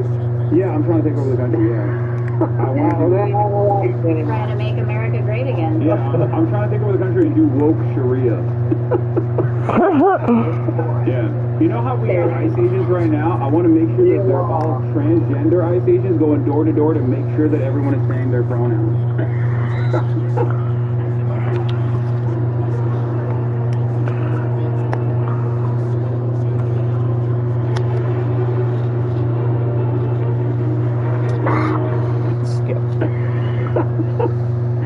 I think we need to switch topics. Can I be the assistant here to switch? What, do you have something you want to say, Mom? We have a topic, but it's none of this. Okay. What about those Clintons? They got subpoenaed, but they're not going to go. They both declined. Yeah. What do you guys think about that? They hope- need to be held accountable. You know what I think about that? Yes. When I'd I like to voted know for your Donald Trump illegally, in the state of Pennsylvania, even though I don't reside there, How did you do that? I looked through, I scoured the database in residence homes, like old folks' homes, and I wrote in someone else's name that had just passed away. I had a bunch of undocumented immigrants send me. A bunch of undocumented immigrants. I never and they gave me. How do you know it got counted? What? Teasing. How do you know that vote got counted? I don't. One, luckily. But what I was trying to say is in 2016 when I voted for him illegally, I was very disappointed because he said lock her up, and he didn't end up locking her up at all. He didn't. He felt sorry for her. Yeah, that was messed up. I think he should have locked her up. I do too. I really do. Do you believe that? Yeah, I do. And Bill Clinton too. Well, he did different things, yeah, and now we're I'll get another shot at it. You guys, the Clinton thing is taking them over. You guys are so up the ass. Oh, these Clintons, they're trying to dodge this subpoena, blah, blah, blah, blah, blah. But you don't give a about the fact that the DOJ is now criminally breaking the deadline of when they were supposed to release all the Epstein files, and they keep coming out every other week. Oh, we found 50 million more Epstein files, but they're releasing none of them. I'm not sure about that at 3 all. points. We Easy. this every time on our podcast. Yes, they need to be released, all of it. And if Blondie's not going to do it, get her ass down there and get somebody in that will. Well, but Trump is protecting him. Trump is protecting Gandhi. Here's what I think. I think it's somebody over Trump's head. Who did we talk about before? Shadow government type of... Israel. I think there are players in this way above Trump. You think it's Netanyahu doesn't want the Epstein files released? I think there's players way above his head not wanting it released from other countries. Okay, I mean, Israel is all over the Epstein files. This is true. Not Benjamin Netanyahu, but former Prime Minister of Israel, Ehud Barak, is a close and personal best friend of Jeffrey Epstein. And he was hanging out with Jeffrey Epstein all the way up until like 2016, 2017. A tranche of emails have been released that detail the long relationship that Jeffrey Epstein has had, not only with the state of Israel, but also with key figures in the United Arab Emirates as well, which is another big player. Hurry the fuck up, Travis. Along with Israel. So Or else I'm gonna go Kermit the Frog on you. seemingly dominating America in many very meaningful ways, right? Nah, just And kidding. yet, Take your time, man. Bob still says we got to give him $300 billion. What's going on there, Bob? Fucking Bob. God damn, Bob is evil. Israel's strong. Get them strong. Do you look at what they're doing on the world stage right now and think they're weak? I think they are right now demonstrating their strength. But prior to that, I think there was a lot of people in the Middle East who didn't think they'd ever pull the trigger. No, I think everyone in the Middle East knew that they were continuously pulling the trigger. That's why they've been resisting against Israel for 80 years now. In a big way. They can put a hell of a lot more heat on that. Wait, Israel can? Is that what you're saying? In what way? You're talking about nuclear war or something? Yeah, whatever they want to do. So you would be fine with Israel dropping a nuclear bomb? So you want Israel to bomb Iran. So, but like, But as far as like Israel, basically using American politics like a flesh puppet, like you're fine with that. You don't think that is part of the reason why they get $300 billion over the course of the past 80 years? That's probably the reason they did get it. I wish Iran would take care of their own business.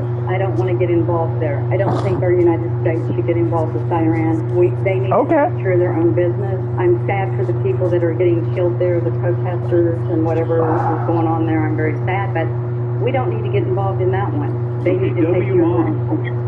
Yeah, all right. But Trump is saying that he wants to get involved. He's making open threats of getting heavily involved. So you're against Trump in that way. I don't agree with everything he does, but he's my president, so I support him. Okay? I don't want him to go into Iran. Okay. Would you be in support? You said you want Iran to take care of its own business. I agree with you there. It's non-interventionist policy.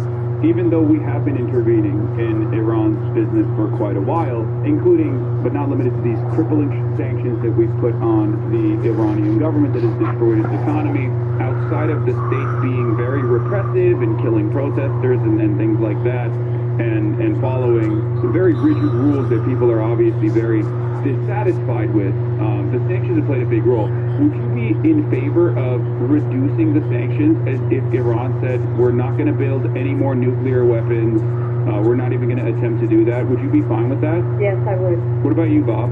No, because I don't trust them. I was going to say, I'm not sure we can trust them. Anything that comes out of their mouth, you can just wipe your butt with. So what if you had Americans that would go into these nuclear facilities, or maybe like international, like a bunch of international agencies that could go into Iran and look at these facilities to make sure that they're not like enriching uranium? No, international agencies, no. They did that before. Look what happened. American. Yeah, if they were American scientists that we know we can trust, I'd go for that. Okay. What would you say if I told you that Barack Obama did exactly what you just agreed to? It was called the JCPOA. In exchange for sanctions relief, there was an agreement that was set forth in Iran. Yeah, I got it. Didn't he give him the count? No, that's not what we're talking about. That was Joe Biden. But that was their own money anyway. You're wrong.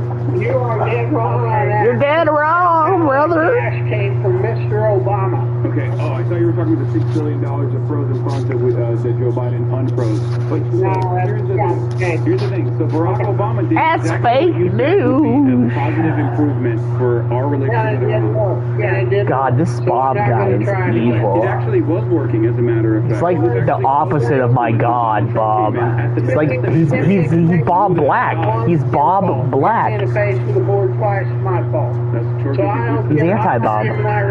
He's the anti-Bob. He really is the anti-Bob. Kill Bob, praise Bob.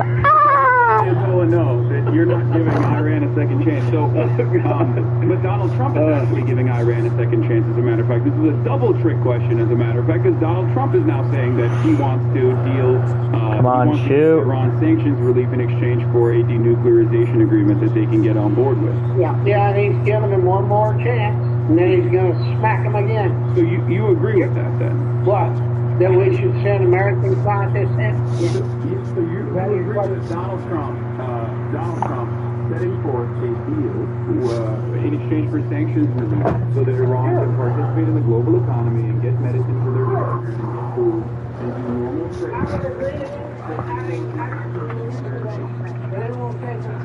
But they didn't do that last time. And as a matter of fact, Donald Trump was the one who ripped apart the deal because Obama had presented it, and now he's literally doing the same deal potentially. You're tricking us again. No. This is actually something that was brought up today. It's like you guys think everybody's trying to trick you. Trump is tricking you at every turn. He's taking your money. He's saying this thing Obama did is bad, then he does the same thing and you love it. It's not actually a trick if you're consistent, right? If you have if you believe that it wouldn't be considered a trick if you agree with both presidents moving in this direction, but it only becomes a trick because there's an inconsistency here where you think when Obama did it, it was bad, but when Trump is doing it, it's good.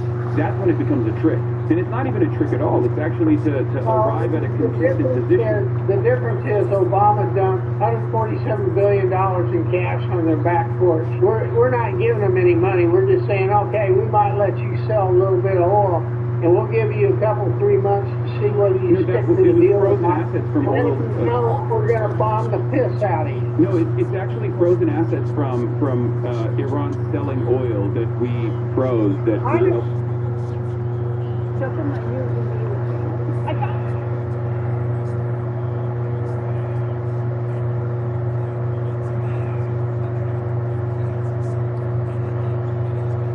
episode of this series, I talked about the appeal of professional wrestling, a form of entertainment that disguises itself as a sport.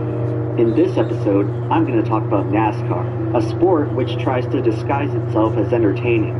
Today, NASCAR's Monster Energy Cup Series tours around the country racing in front of mostly empty arenas as sponsorships and television ratings continue to wane. At least with professional wrestling, while not many fans enjoy it anymore, there's still at least a small nucleus of people that still care about it. It's nearly impossible to find anyone these days who actually cares about NASCAR. Hold on, I'm going to give my best NASCAR noise impression. Most people, upon hearing the name NASCAR, immediately think of a dumb sport where dumb rednecks watch cars go around in circles. But I'm here to tell you that's wrong. The cars actually go around in ovals. In all seriousness, though, it ain't easy being a NASCAR fan. It ain't easy having to constantly justify to people why you like something that's about as popular as licorice. There was once a time when many more people liked NASCAR, but that time has long since passed. The vacuous boredom often associated with the sport today has paradoxically created intrigue for reasons why anyone would even like it in the first place. Trying to convince anybody to actually care about NASCAR is a pretty tall order, but that won't stop me from trying, because there's one driver in the sport's turbulent history that truly embodies all of the reasons why NASCAR was, at one time, the second most popular sport in America. This is the story of Dale Earnhardt. Conventional Protestantism. So during this period, you see the explosion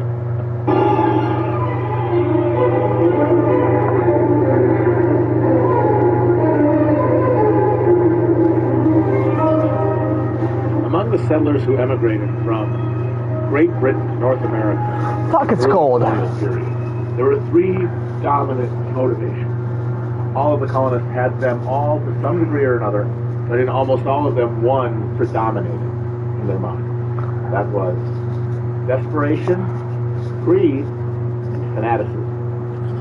The fanatics were concentrated on the stony, rocky lands of New England, not in the lush, agriculturally rich region of Jamestown, which was far too valuable to be left to a bunch of religious fanatics and had to be operated as a going, profit-seeking concern very early.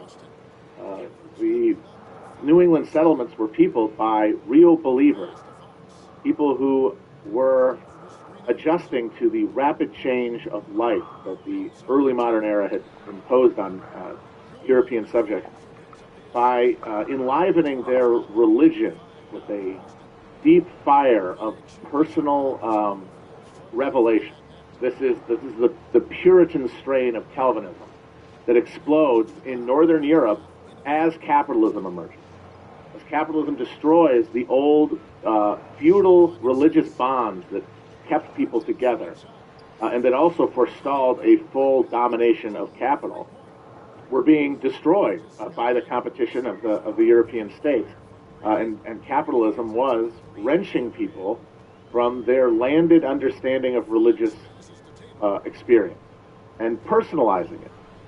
And this personalization of religious experience became known as Protestantism, and it became the social logic of capitalism because it had an explanation. It had a praxis that takes as its basis the notion that human interaction will no longer be dominated by the will of God. That is to say, our felt natural relationships with other people and other things.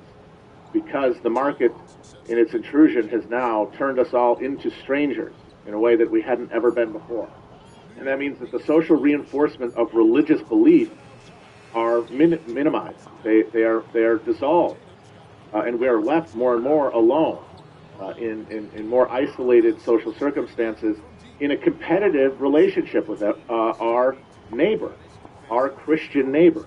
And the neurotic Calvinism that erupts in England in the early 17th century is a response to this condition from people who have forfeited the social tie but still need some way to reinscribe their belief, some way to live their feeling of communion, of godly connection, of connection to a transcendent notion that is defined by the world and the people around us. And that world required a God that resided not at the hearth, not in public, a public that was now increasingly a market. It resided in the heart, resided in the self, inscribed as defined against the whole, against the social. And a God, therefore, who becomes unknowable and inscrutable and terrifying. And that is what Calvinism imposes, this notion of God as someone who cannot be something that cannot be anticipated, and therefore something that must be feared. Because Calvin took his rationalist mind to the question of religion in a asocial context and realized that there could be no confirmation of who's going to heaven or who's going to hell by the world that they live in, because that is a world of chance and misery. And the experience of life on earth is determined by these naturalized market forces that have intruded and replaced the social bonds of feudalism. If you failed in the market, you were on your own for the first time in a real sense. You were there was no social expectation of cooperation with the struggling. There becomes a struggle of all against all. Hobbes is born really in the market, not in history and reality. It's born at this moment, this understanding of what it is to be a human in this desperate struggle for resources in an increasingly technological world. So in this world, God is no longer something that can be, whose will can be divined by the world. The world is now tainted, fallen in a real sense. We have only to fear and tremble before God and essentially act as though we feel a connection to him, as though he were in our lives, because it is finally and totally out of our abilities to move towards God. It is up to God. And that means that there is predestination of souls, and there is no way of knowing if you're saved or not, except by spending your life acting like you are, which creates this terrifying internal panopticon that drives eventually this class of people as they come to the United States and form their social order and become the most adept merchants in the new capitalism of the new world and become more and more neurotic. But in the initial wave of immigration, those early Puritans were escaping a new order in England that they could not withstand morally, in that they could not stand to feel their connection to the world, to each other, to be severed so easily, because it was too much to ask for such people to feel separate from God for so long. And so they did the one thing that they could do. They tried to seek on what they thought of as a virgin and unspoiled territory where pre-existing social relationships didn't exist, that people of good faith, of real belief, could come together and live together, cooperated, created a community of believers who could make a world where God's will could be known, where we could see God in the world because we are making it. Yes, we're using the market. Yes, we're using this new asocial religious conception, but we are using it together to remake a religion that is rooted and grounded in the land as well, and in our social relationships, as well as in our heart. This is an attempt to wrest Protestantism basically away from the imperatives of the market, to re-socialize Protestantism. It can only do that absent the existing, dominating, totally socially oppressive matrix of late feudal European aristocracy. At this point, the crowned heads of Europe are a debauched, licentious bunch. They have not a spark of godliness among any of them. They've lived too comfortably too long.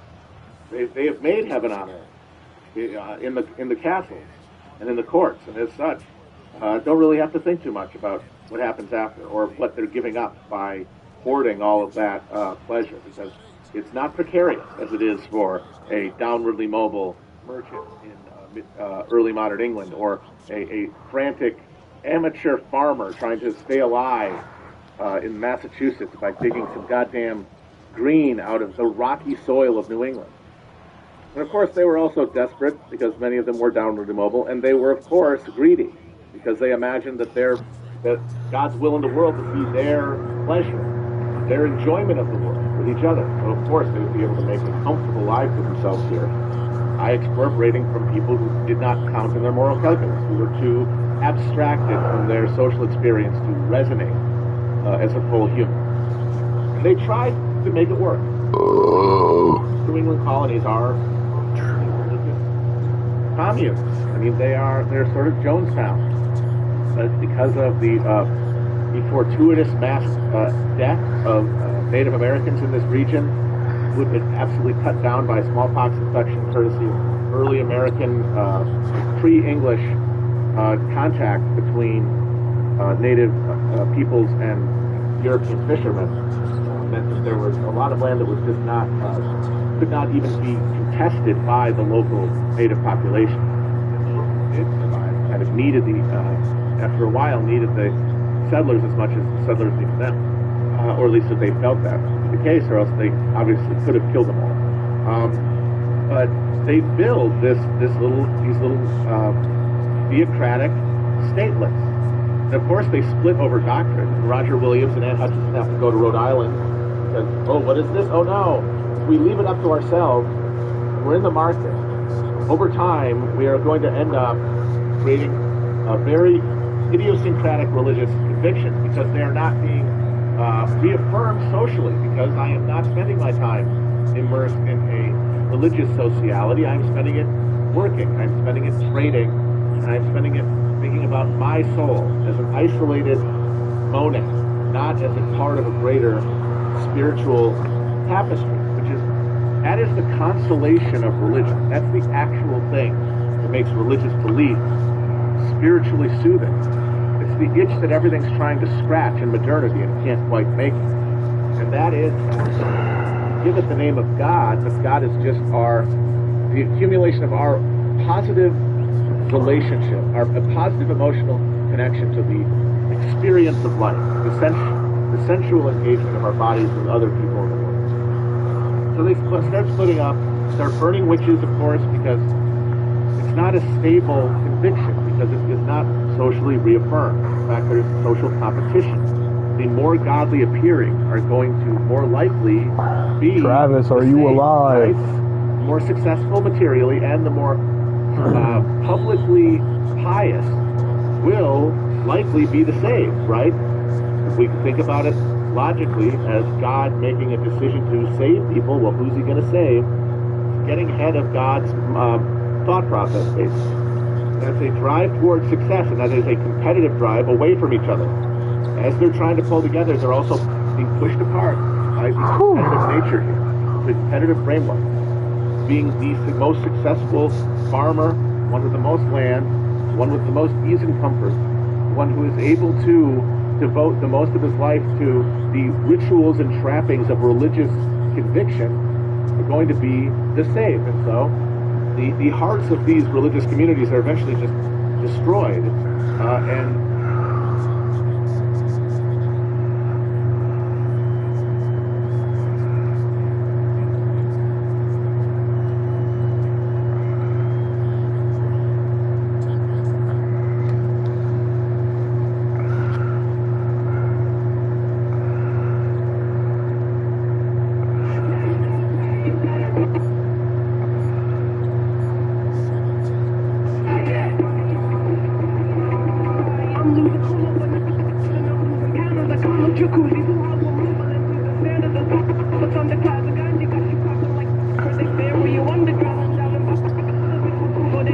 Like a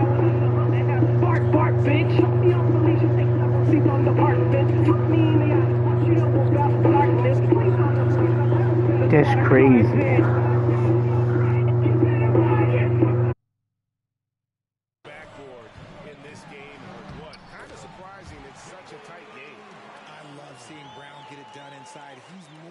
Just a jump shooter.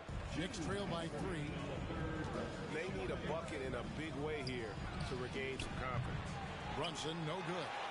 And you could tell he thought that triple was going to fall. 1:46 left in the third. Back to Fox. And it's Fox with the jam. Look at Fox get up. Okay, I see you flexing on him. The Knicks shooting has been wayward so far. Only 37% from the floor. Tries a 3. Shot's good by Achua. Achua's got himself going with the triple, his first basket of the game. Outside, Fox. The tray. It's rebounded by Towns. Towns has got rebound number 12 here already in the game. Yeah, no triples for him here in the second half. One fell in the first, though. Can he turn it up? Here's Christie. Still scoreless. A pass to Fox. And he converts the layup. You look at Fox now compared to when he entered the league. He is so much more physical. And here's Brunson. He'll bring it up for the Knicks. Bridges outside.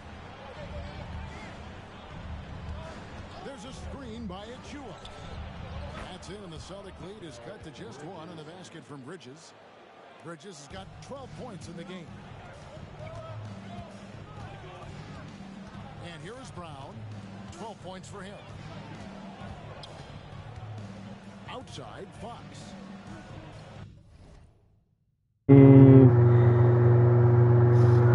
Put the thingamajig on. Eventually just destroyed.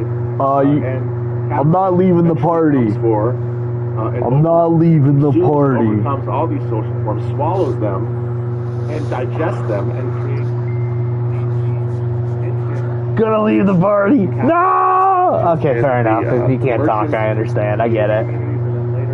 Can't hear anything. New England.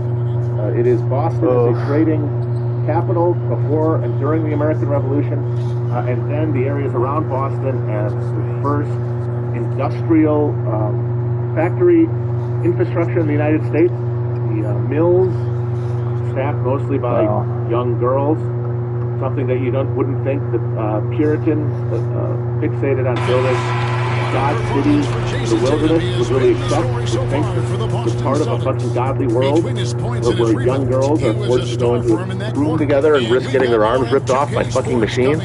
But it is necessary. The competitive framework has now lost its religious patina. Now all of, even the early republic, the descendants of the Puritans, now barely believe in God at all as a real thing. Have almost totally materialized their religious belief. John Adams isn't a Calvinist, he is a Unitarian. His son is basically an agnostic, and their descendants now are all of some or another strict secular humanist creed derived from the echoes of the social gospel of the original project of the city on the hill, like the social infrastructure necessary to have a godly social order. Now we have that, the end of history, in the form of the secular creed of social liberalism. But that's all that's left, because capitalism has hollowed out the rest. And while in the counting houses of Boston, people are just quietly and contentedly turning into secular humanists, out in the fields, the people struggling to rend a living out of the rocky earth of New England, those who are having to sell their labor for wages in the cities and be away from their families in order to stay alive, those who are doing the monstrous work of extracting surplus value from slave labor, or someone living in a pioneer cabin and in a life or death mortal battle with local native tribes whose land they're stealing. In those environs, the pull away from a grounded religious tradition is much more traumatic because it's not accompanied by total physical comfort and ease, which it is at the heart of capitalism. Around the edges, there's an accumulated misery piling up that is particularly to the disorder around people, who begin to feel that they are not living a life that can be conceived of as Christian, because they have been pulled by the compulsions of the market out of harmony, really, with the world around them, and they feel that, and they want to resist it. And so you see throughout early American colonial and then early American Republican history a cycle of explosions of religious fervor that accompany certain new stages of American colonial development, settlement development, and in capital intensification. And so one of the biggest bursts of these occurs in upstate New York.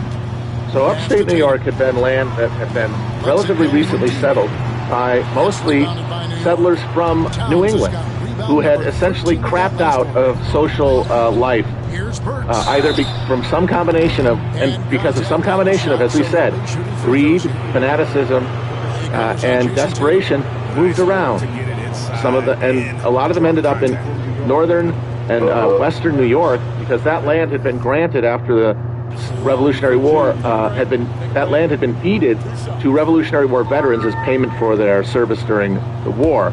And a lot of it had been sold by those very veterans for cash in the economic crunch that happened after the Revolution, during the Articles of Confederation years.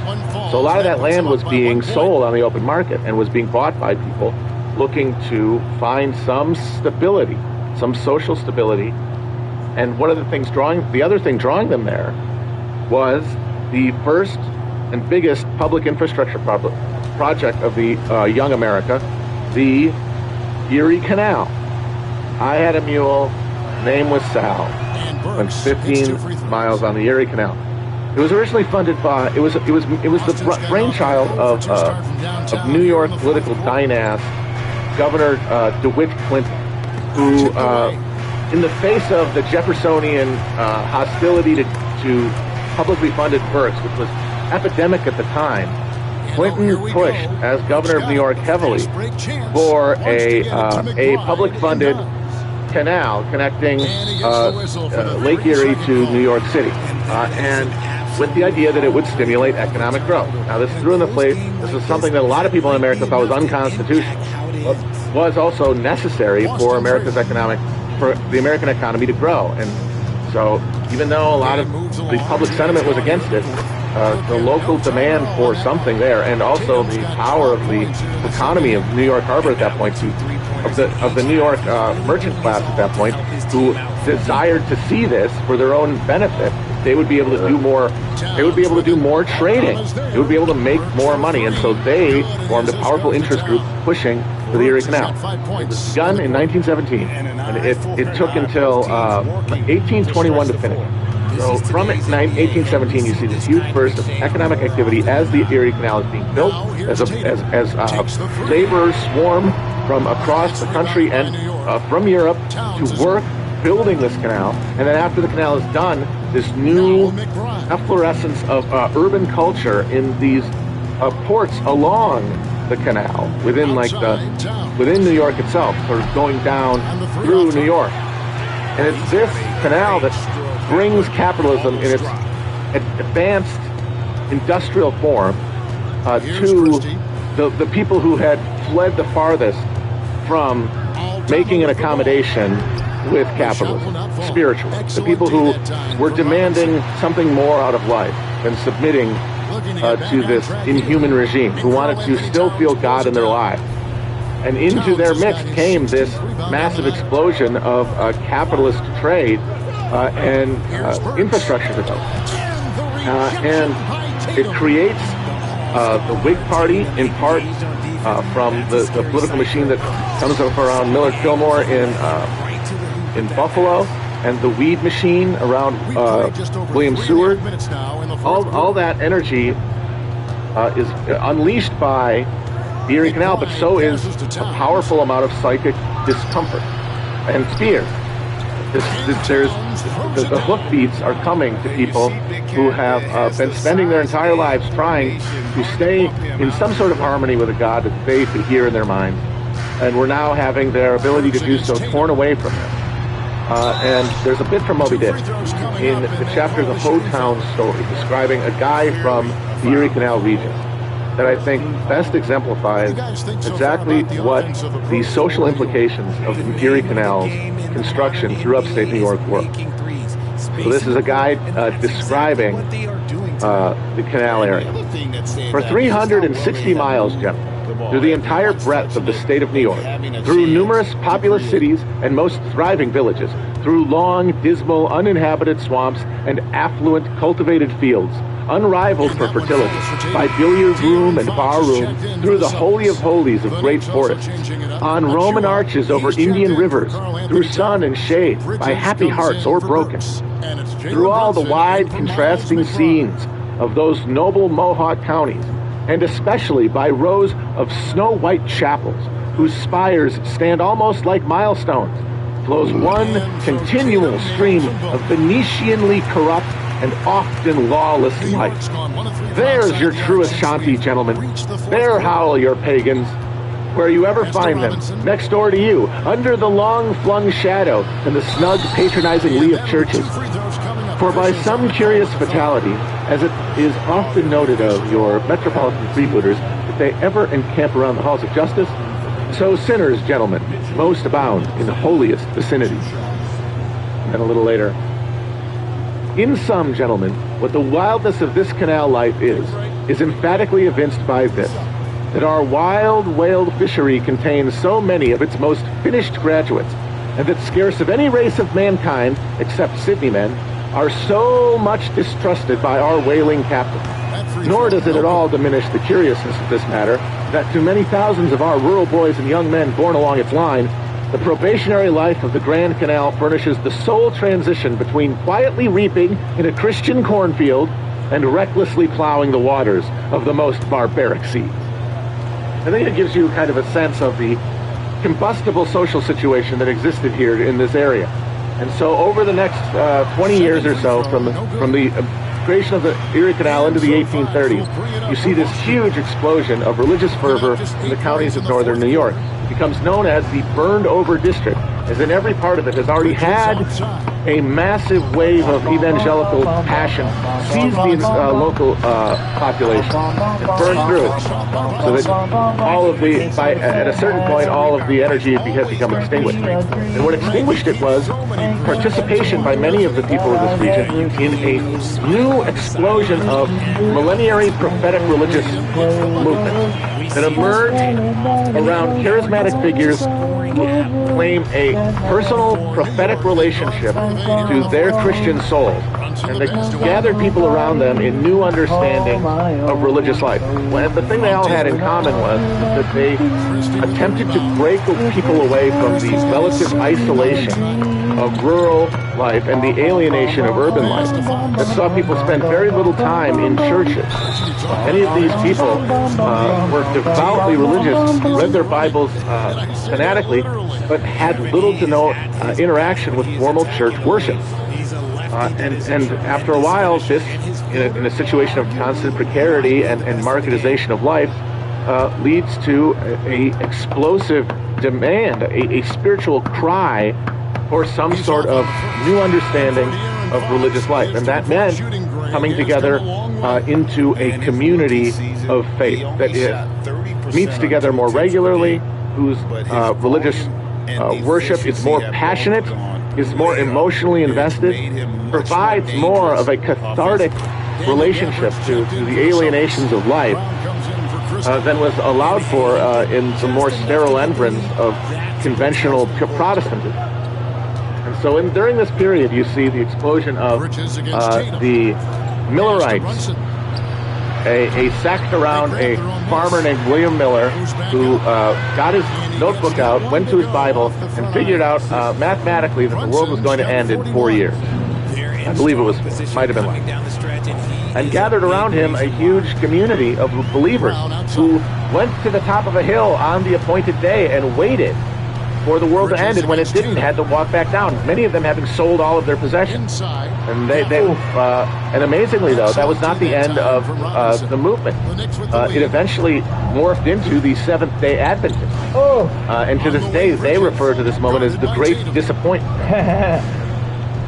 The Branch Davidians, by the way, of Waco, were a offshoot of the Seventh-day Adventists. So you see how this prophetic tradition explodes through America as people try to stabilize their relationship with religion in an increasingly godless world, an increasingly marketized world. At the same time, the Jehovah's Witnesses are emerging, which is a very scholastic approach to biblical literalism, and that comes up with essentially a new textual read on the Bible. It's essentially literary criticism.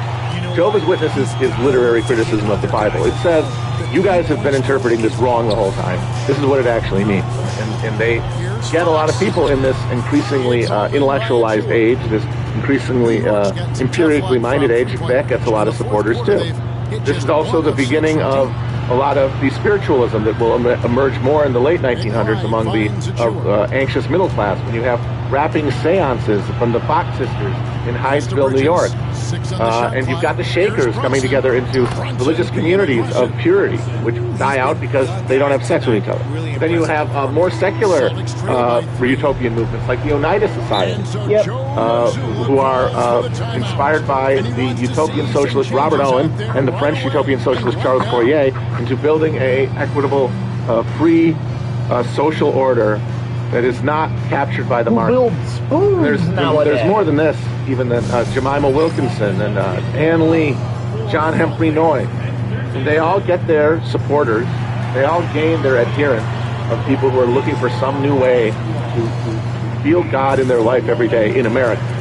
And a lot of them are being pulled, as you're seeing, towards community, towards trying to pool resources, which is possible in this frontier land where the assumption will always be that the native population will be dispossessed and their land will be taken. And in that context, many people come together with a new take, basically, on Christianity that facilitates perpetuation of religious community. And the most successful of these movements, in the sense that it did the most to shield those who participated in it from having to be stripped of their religious belief, be stripped of their understanding and sense of God in the world, or the Mormon. One of the families that moves to upstate New York in this time, pursuing elusive security, is the Smith family of Vermont. Joseph Smith Sr. and Lily Smith are descendants of those Puritans, and they find themselves making a precarious living in that notoriously fickle New England topsoil. And eventually, after being defrauded by a business partner and forced to sell a farm in Vermont, Joseph Smith leads his family on a journey across New England, ping-pongs from New Hampshire, Massachusetts to Connecticut, eventually comes back to Vermont, and it's in Vermont in 1805 when they give birth, where Lily gives birth to Joseph Smith Jr., one of their 11 children. But eventually, the entire Smith family moves to Palmyra, New York, in this region. And this whole time, both of the Smith parents are having deep religious journeys. Lily is for her whole life, is a devout Congregationalist, which is the evolved form of the early Puritan church in New England. But his father was never able to find any real comfort in any of the formal denominations. He bounced around from churches, and he mostly prayed privately. And he would claim that he had religious visions. And so in Palmyra, young Joseph Smith, who in his teen years, or as a young man, was stricken down by a bone infection, which caused him to have to spend 3 years on crutches. So young Joseph, this kid who had to sort of nurse himself back to health, by his early teens, is already evincing certain sensitivities to the world around him. He is a scryer in that he claims that he can look through glass to find buried treasure in the woods, which is part of a tradition of American European settler folk magic.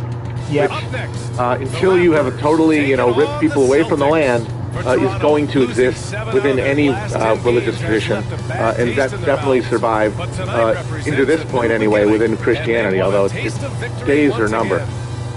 He also was a water dowser who claimed that he could find water by using a stick to draw him to it. And by the time he was 15, he was having ecstatic religious vision that he described in detail to his parents and to family friends and to relations. And these visions were so powerful, and the way that he described them was so evocative. And the language he used felt so sort of ethereal and godly that people were very, very credulous. In 1832, he would describe his first youthful vision as a pillar of light above the brightness of the moon at noonday came down from above and rested upon me. And I was filled with the Spirit of God, and the Lord spake to me, saying, Joseph, my son, thy sins are forgiven thee, so that I may walk in my statutes and keep my commandments. And one of the visions he got from this voice that he later identified with the angel Moroni were directions to hidden golden plates that were buried in the wood. And eventually Smith produced two people around him these golden plates with writing on them that appeared to be hieroglyphics and that Smith called New Egyptian. Now, while eventually Smith gains a small following of devoted early believers, including a man named Sidney Bridger, who shares some visions with Smith, and who with Smith helps translate these plates using first a number of stones placed in a hat that he looked into, and also a pair of sort of spectacle types that he claimed came with the plate. And there's a number of attempts over the months to translate these plates. And there's some parts of it are written, they're destroyed, they have to start over again. What ends up coming out of this process is this thing that becomes known as the Book of Mormon, which is a description of, they later call it another testament of Jesus Christ. It is essentially a pseudo-biblical description of the eternal battle between two tribes in ancient America, the Nephites and the Lamanites. One pious and one and then Jesus comes back and sets up the first Palestine church describes in the ups and America. downs, the battles between these two tribes, and essentially the decadent cycle of empire. It is a reminder that earthly institutions will collapse. Yep. And that life absent a godly prerogative is fleeting and doomed to failure. That all human projects are dust, and so therefore the only redemption to this can outside Tatum. Brown scanning the floor. Oh my God. Over Ingram. And it comes off the front of the rim. The Raptors have the only redemption to this can come from Christ. And Christ does come after his death, according to the Book of Mormon, to reveal himself to these Americans, these early Americans, the Nephites. And this is essentially an attempt to rebrand Christianity, which has all of its most evocative associations with other places, with the Middle East, and which is removed really in its narrative from like the here and now of American life.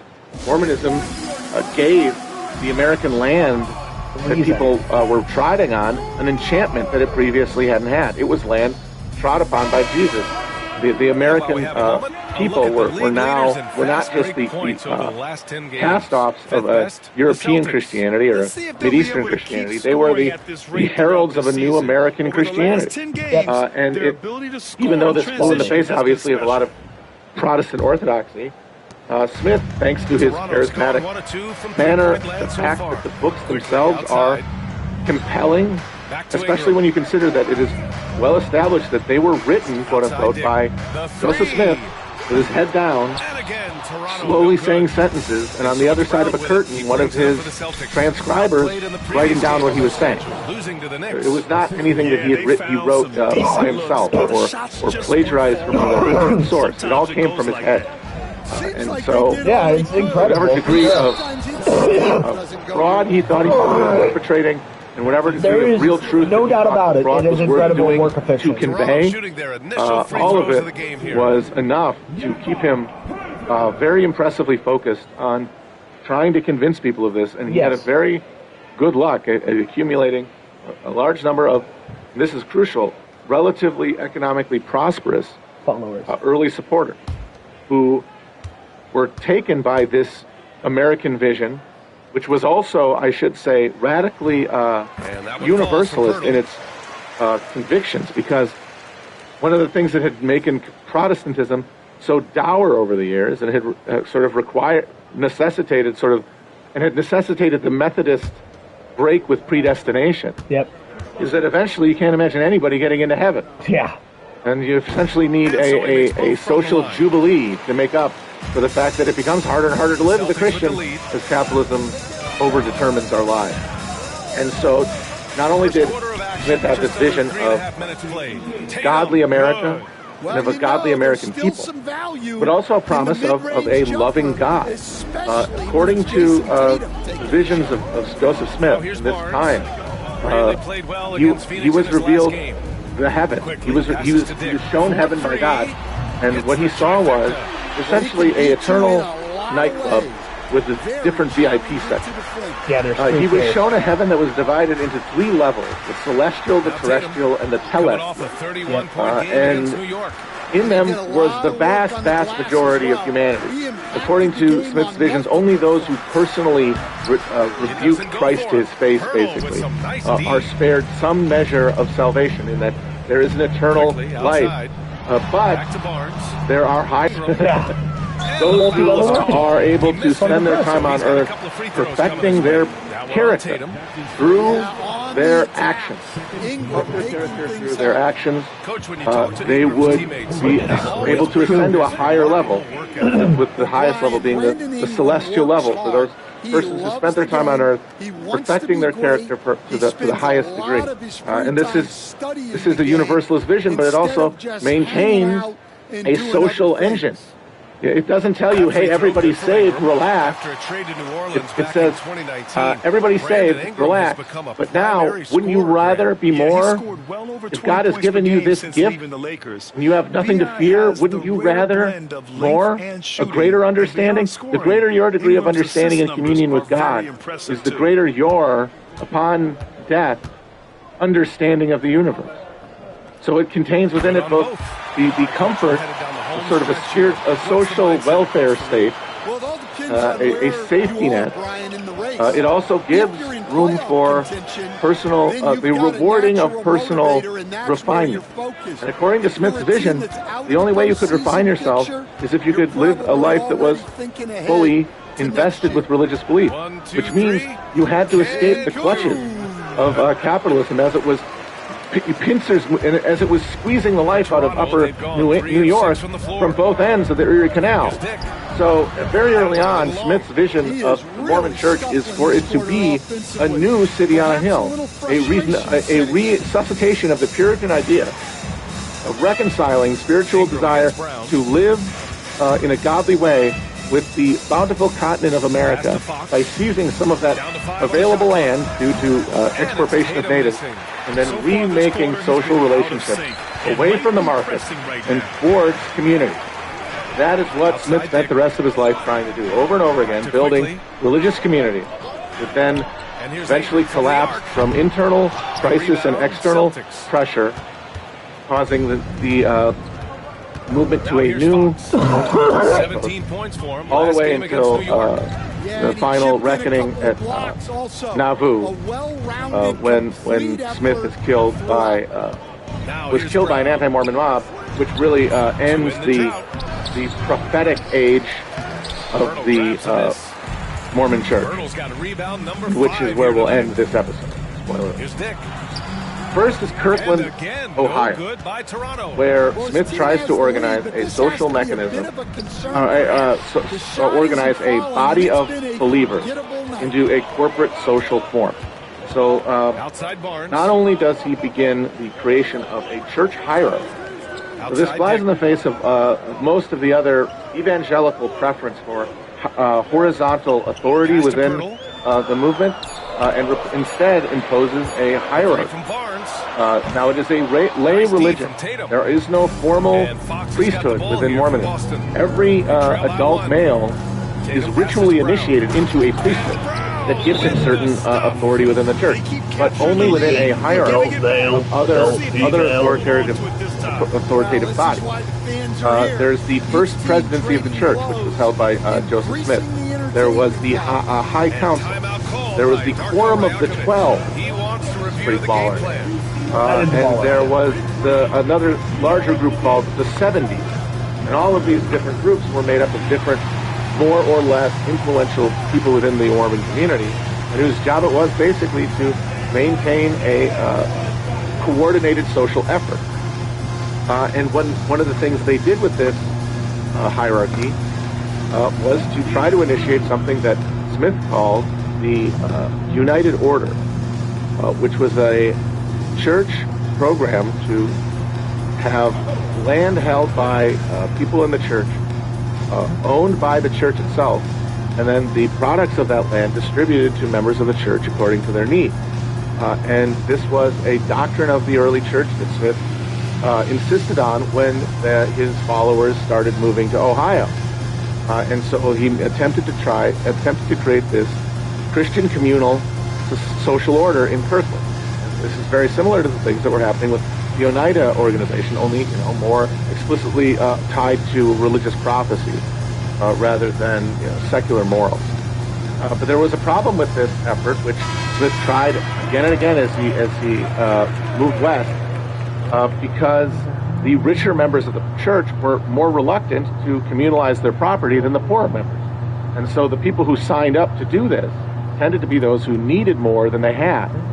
And that led to struggle. And it was part of that process that was pulling these people apart from each other as it was bringing them together. But Smith made a very valiant effort to try to transcend the market within the bonds of the church, and to allow people to live as free citizens, with, I think, his eventual most apocalyptic vision, imagining eventually all people coming under this new social order because of its superiority, because it would win in competition with the grubby emergent capitalism of the now godless American empire.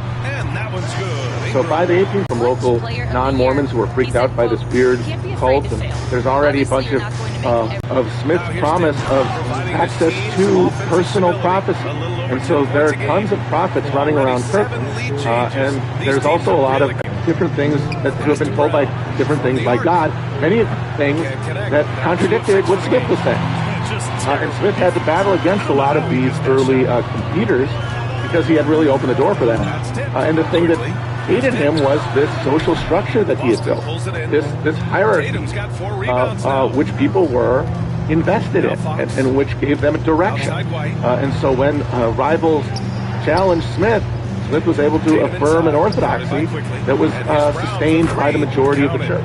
And so a lot of people left in resentment. Some of them came back to denounce Mormonism. A lot of the most fervent anti-Mormons in Ohio and Illinois and Missouri are former Mormons. But the church maintains its cohesion. In 1837, Joseph Smith has an idea to charter a bank, because he is looking to, harness capitalism to this social vision, to this religious vision. And the bank is a way to do that. It allows you to circulate currency and build capital, especially in these quote-unquote frontier conditions. The legislature refuses his charter, and Smith does it anyway. And starts circulating hundreds of thousands of dollars in currency from this bank, which he picked a bad year to do that, because 1837 was the year when the flow of credit from Europe slackened a little bit, causing a massive currency crisis as all of that circulating currency from all of those banks was called in, and all of the bank vaults were found to be empty, including Smith's bank. So after the fall of the bank with the local population turning against them, Smith moved to Missouri, where there had already been an encampment of Mormons. But in Missouri, there is an immediate escalation of conflict with the local non-Mormons. Something that is later called the Missouri Mormon War erupted. This is an escalation of conflict between local non-Mormon settlers and Mormon settlers in Missouri. A lot of it over allegations of things like polygamy, which by this point Joseph Smith and his inner circle of Mormons were all big time into. But also there were questions of political power. Mormons were largely abolitionist in sentiment, and Missouri was a slave state. There was questions of whether the Mormons were going to be able to dominate local politics because of their numbers, and there's a question that they were trying to impose religious views on those around them, because what the Mormons are trying to do here, bind Americans to something higher than themselves in order to maintain and protect this spirit than themselves in order to maintain and protect this spiritual dimension of their lives, struck non-Mormons, people who had more readily acceded to the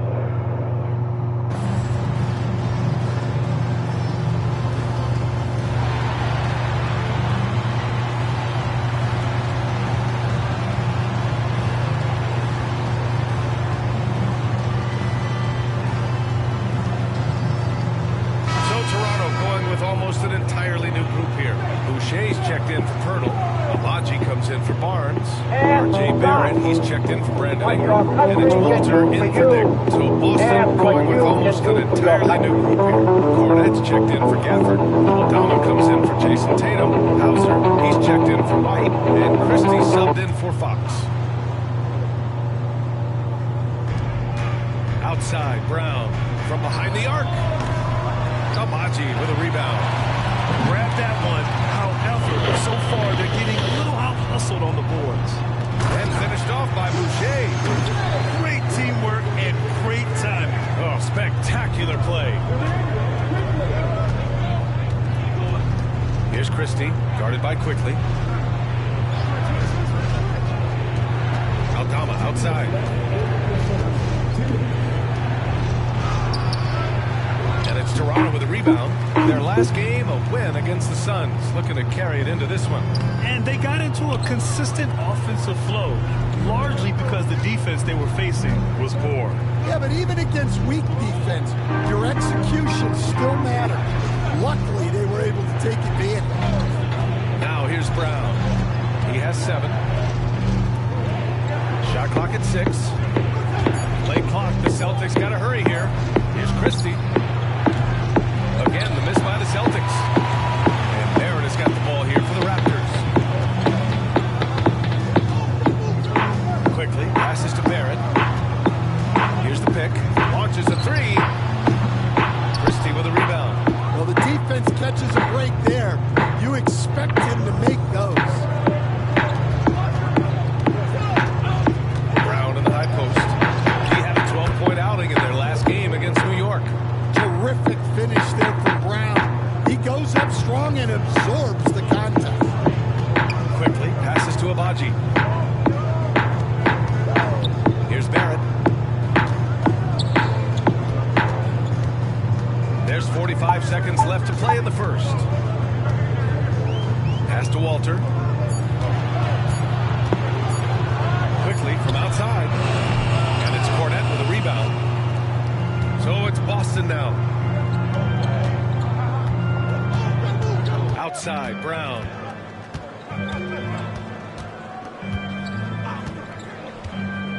Takes it inside. Alrighty. And no good. Had a chance to take the lead. We're going to make some music for a little bit. The pass to Bear Barrett. with us.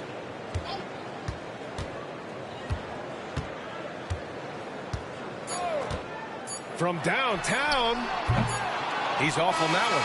It's all tied in Toronto. And back in a moment. moment as we'll get underway with quarter number 2.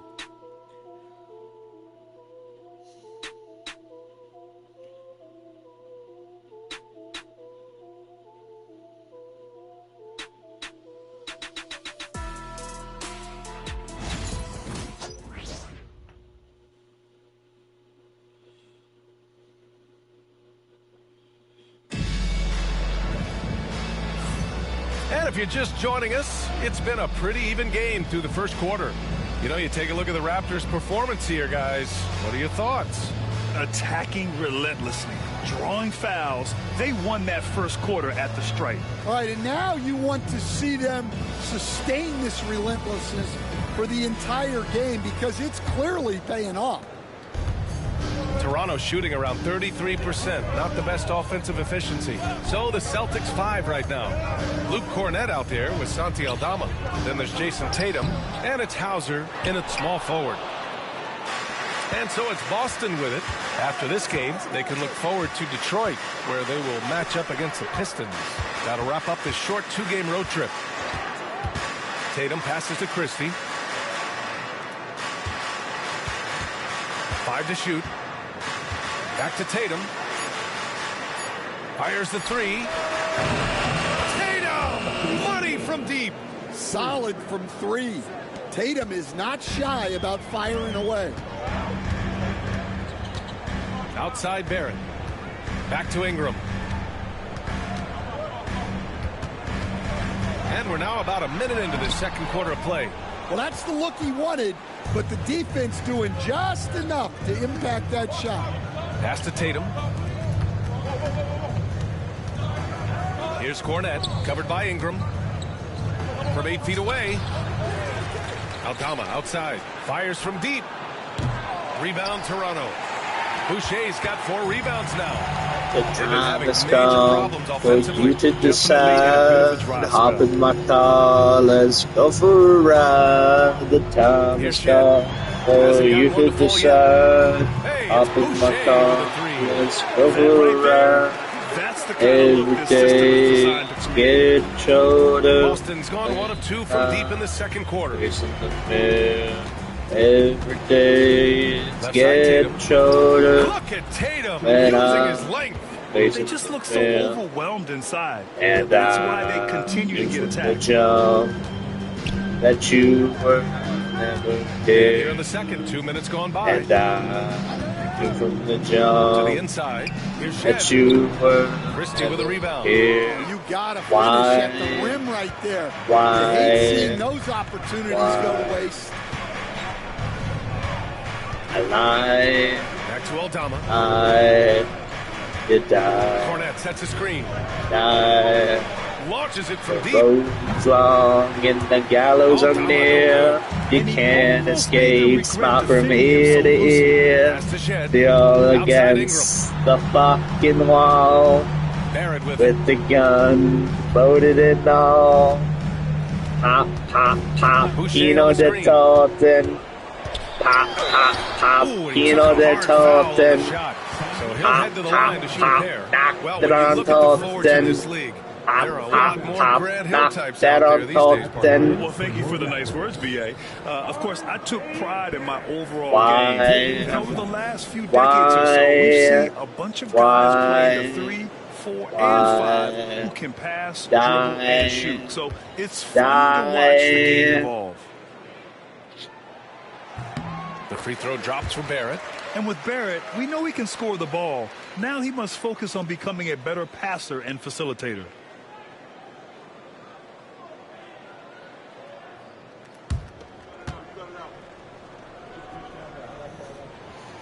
He makes 1 of 2 that time.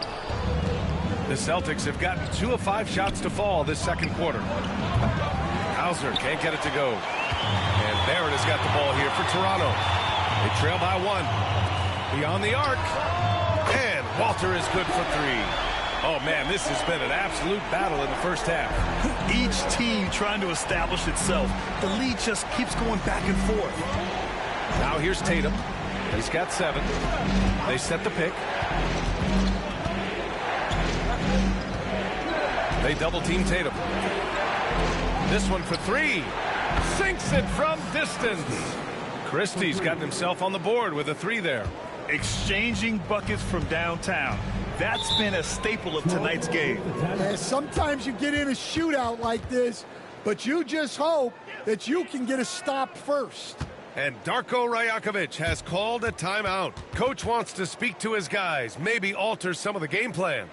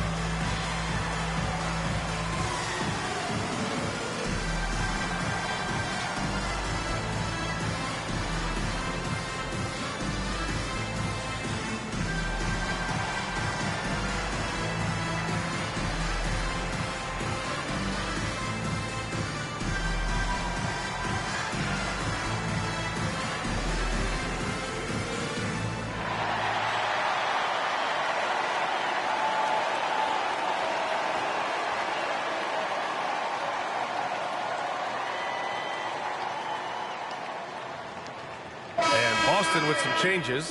Gafford comes in for Cornette, and De'Aaron Fox is subbed in for Hauser.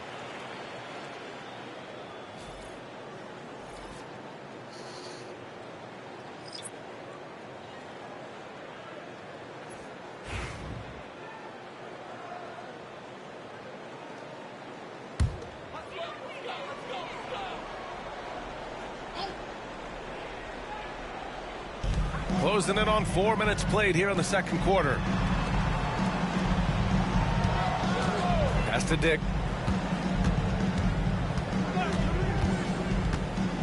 And here's Pirtle. Clock at 6. Outside Ingram. Shoots over Tatum. And that one's good. Ingram's got 11 points. Yeah, Ingram very poised and composed, knocking it down with the shot clock running out. Fox right side. Tatum with a screen. The shot. And it's Boston scoring again.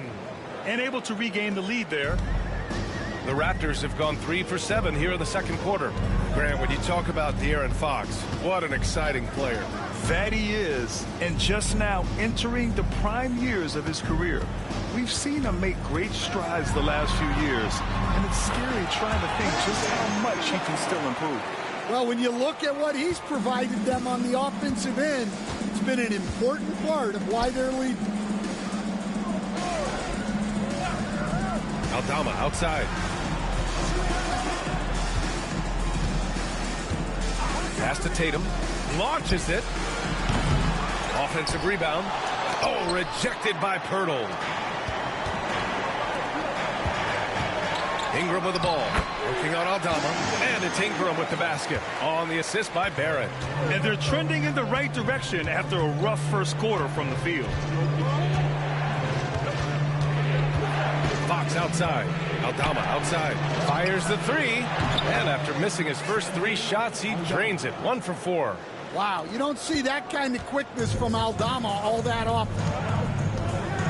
Barrett passes to Pirtle. Ingram with the ball.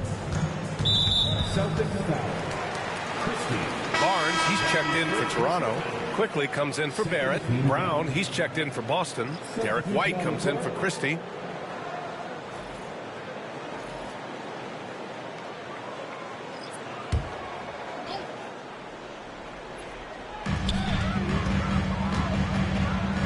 On the wing quickly. He's covered by Fox. Shot clock at 5. The Raptors need to get off a shot. The shot by Pirtle, no good. And it didn't register as an official block, but he did everything you want in disrupting that shot. Well, you know, sometimes the most pivotal plays don't always go on the stat sheet. It's so hard to guard Fox without fouling him, especially when he's being the aggressor. Boston shooting their first foul shots of the night.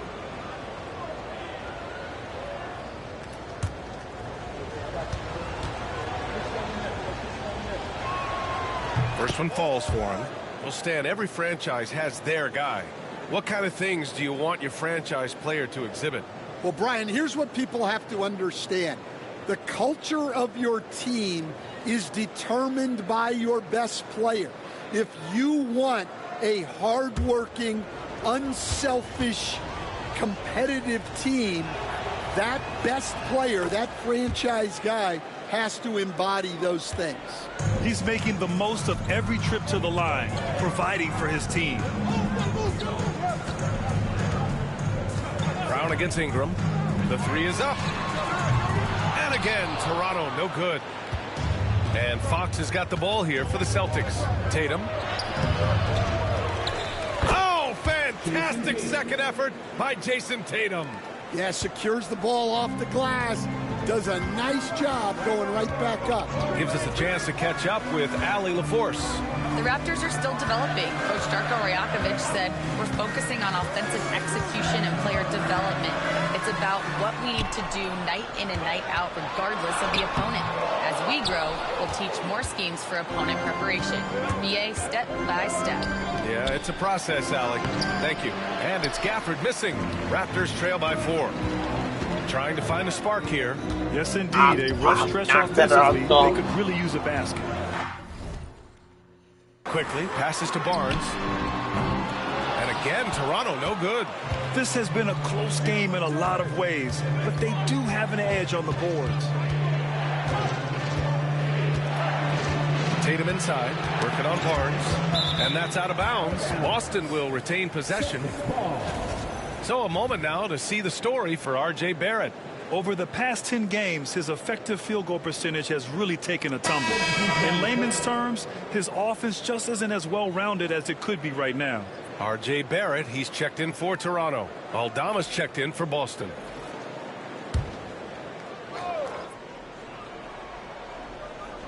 On defense, the Raptors. 4-point game. Down to 5 on the shot clock. Here's Brown. Ooh, poked away. And that one goes out of bounds. Last touch by Barrett. And looking at the 2K leaderboard, here are the top glass cleaners over the past 10 games. In the third spot, Daniel Gafford. Over these last 10 games, this guy has owned the boards, playing so well as of late.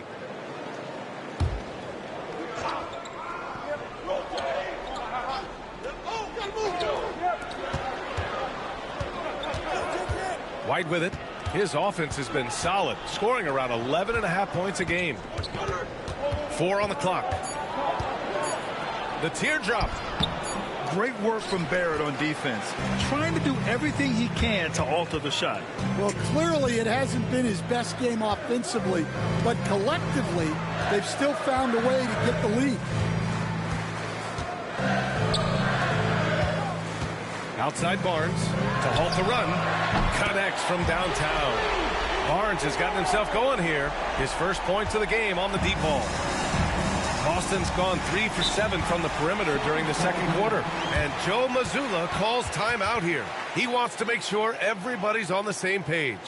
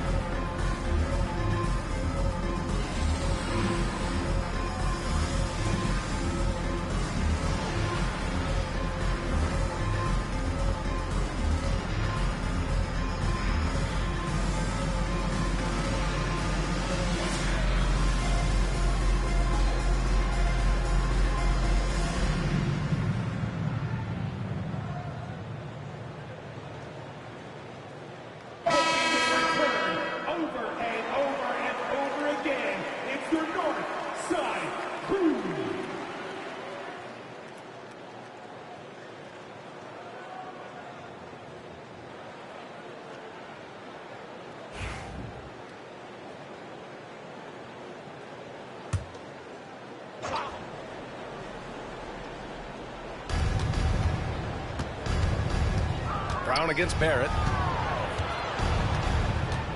Brown passes to Fox. Fox beats him inside. A slick move. There's some contact there, but Fox just refuses to let that hold him back. Barnes feeling it out a bit. Barrett against Brown. The jump hook. Rebounded by the Celtics. Brown's got his 4th rebound in this one. Pass to Fox.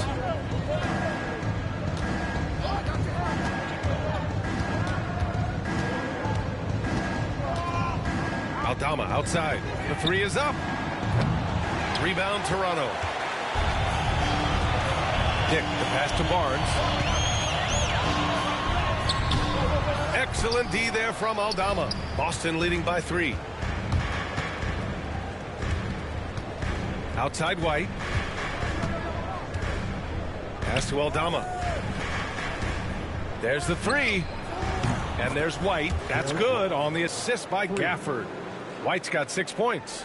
Look, shooting off the catch is something White's become really good at. Outside Barrett. Outside Barnes. Tried to come right back with a 3 of his own, but it's no good. Well, he just doesn't have it right now. It's as simple as that. And his team is struggling as a result. And here's Brown for 3. It's rebounded by Dick. And the defense got away with one there. I mean, that's a shot he typically makes. Barrett passes to Quickly. Back to Barrett. Lets it go from deep. Offensive rebound. And he battles for the ball. Gets the second chance bucket. The defense getting out-hustled on the putback.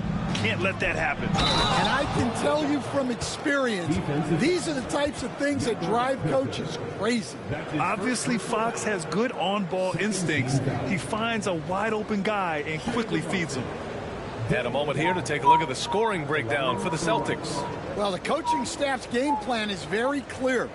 Move the ball on the perimeter and shoot the shots with no hesitation. And another thing, they found the open man. Really playing unselfish basketball, moving the ball around there on the perimeter.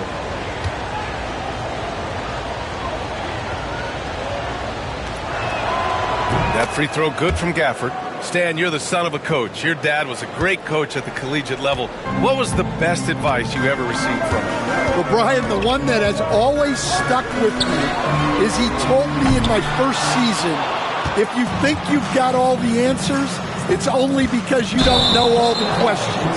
And I think that's true in everything, not just basketball. Well, you can live with that turnover because they've been very careful with the ball up till this point.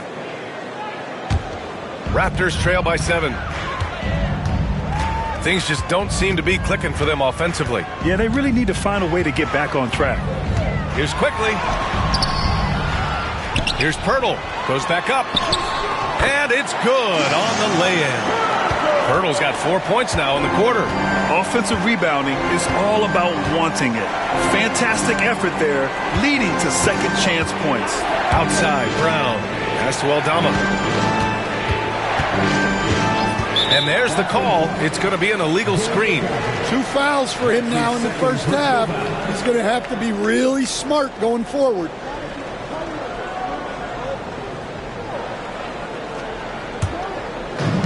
The Raptors shooting only 36% during the second. Quickly finds Barrett. Pirtle with a screen on Brown. Pass to Pirtle. The 3 from Barnes. He's got it. That makes him 2 for 8. Hopefully he can get it going now. Don't see that a ton from Barnes. I mean, he's showing he can really get rid of it. Outside, Brown. Great look there, but off target. And Barnes has got the ball here for Toronto. Trailing by 2. And after this game wraps up, they're off to Indiana, where they'll face the Pacers. They're kicking off a 4-game road trip. 7-second difference between the shot clock and the game clock. Now White. 6 points for him. 6 to shoot. Fakes the pass to White. Puts up a three. The basket's good off the assist from Fox. Fox has got assist number 5 here tonight. Now here's Barrett. Would have counted had it fallen, but it is offline. And a pretty tightly contested game here as we end the first half. Boston out in front, leading by 5. And we'll see you back here after the break. Third quarter action in just a bit.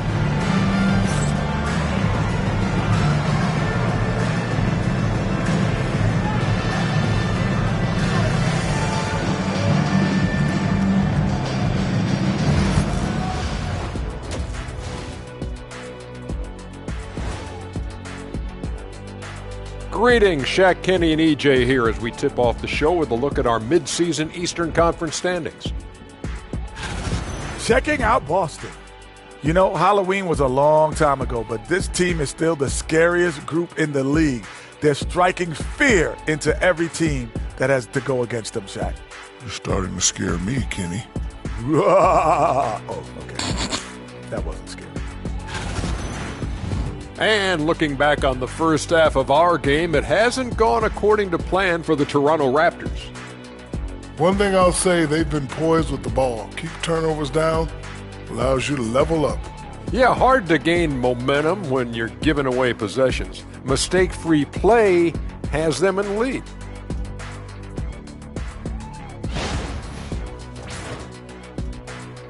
Thanks, as always, for watching. Let's head back to Brian Anderson and crew for the start of the second half.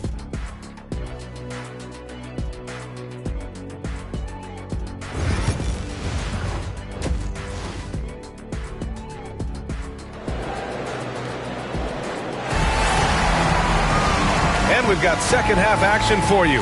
Thus far, a pretty evenly contested game. Boy, this has been one outstanding game from Brandon Ingram. Can they come up with an answer for him coming out of the half? They have to change something defensively. Yeah, I'd love to see what they drew up in the locker room because you're right. He's the problem right now.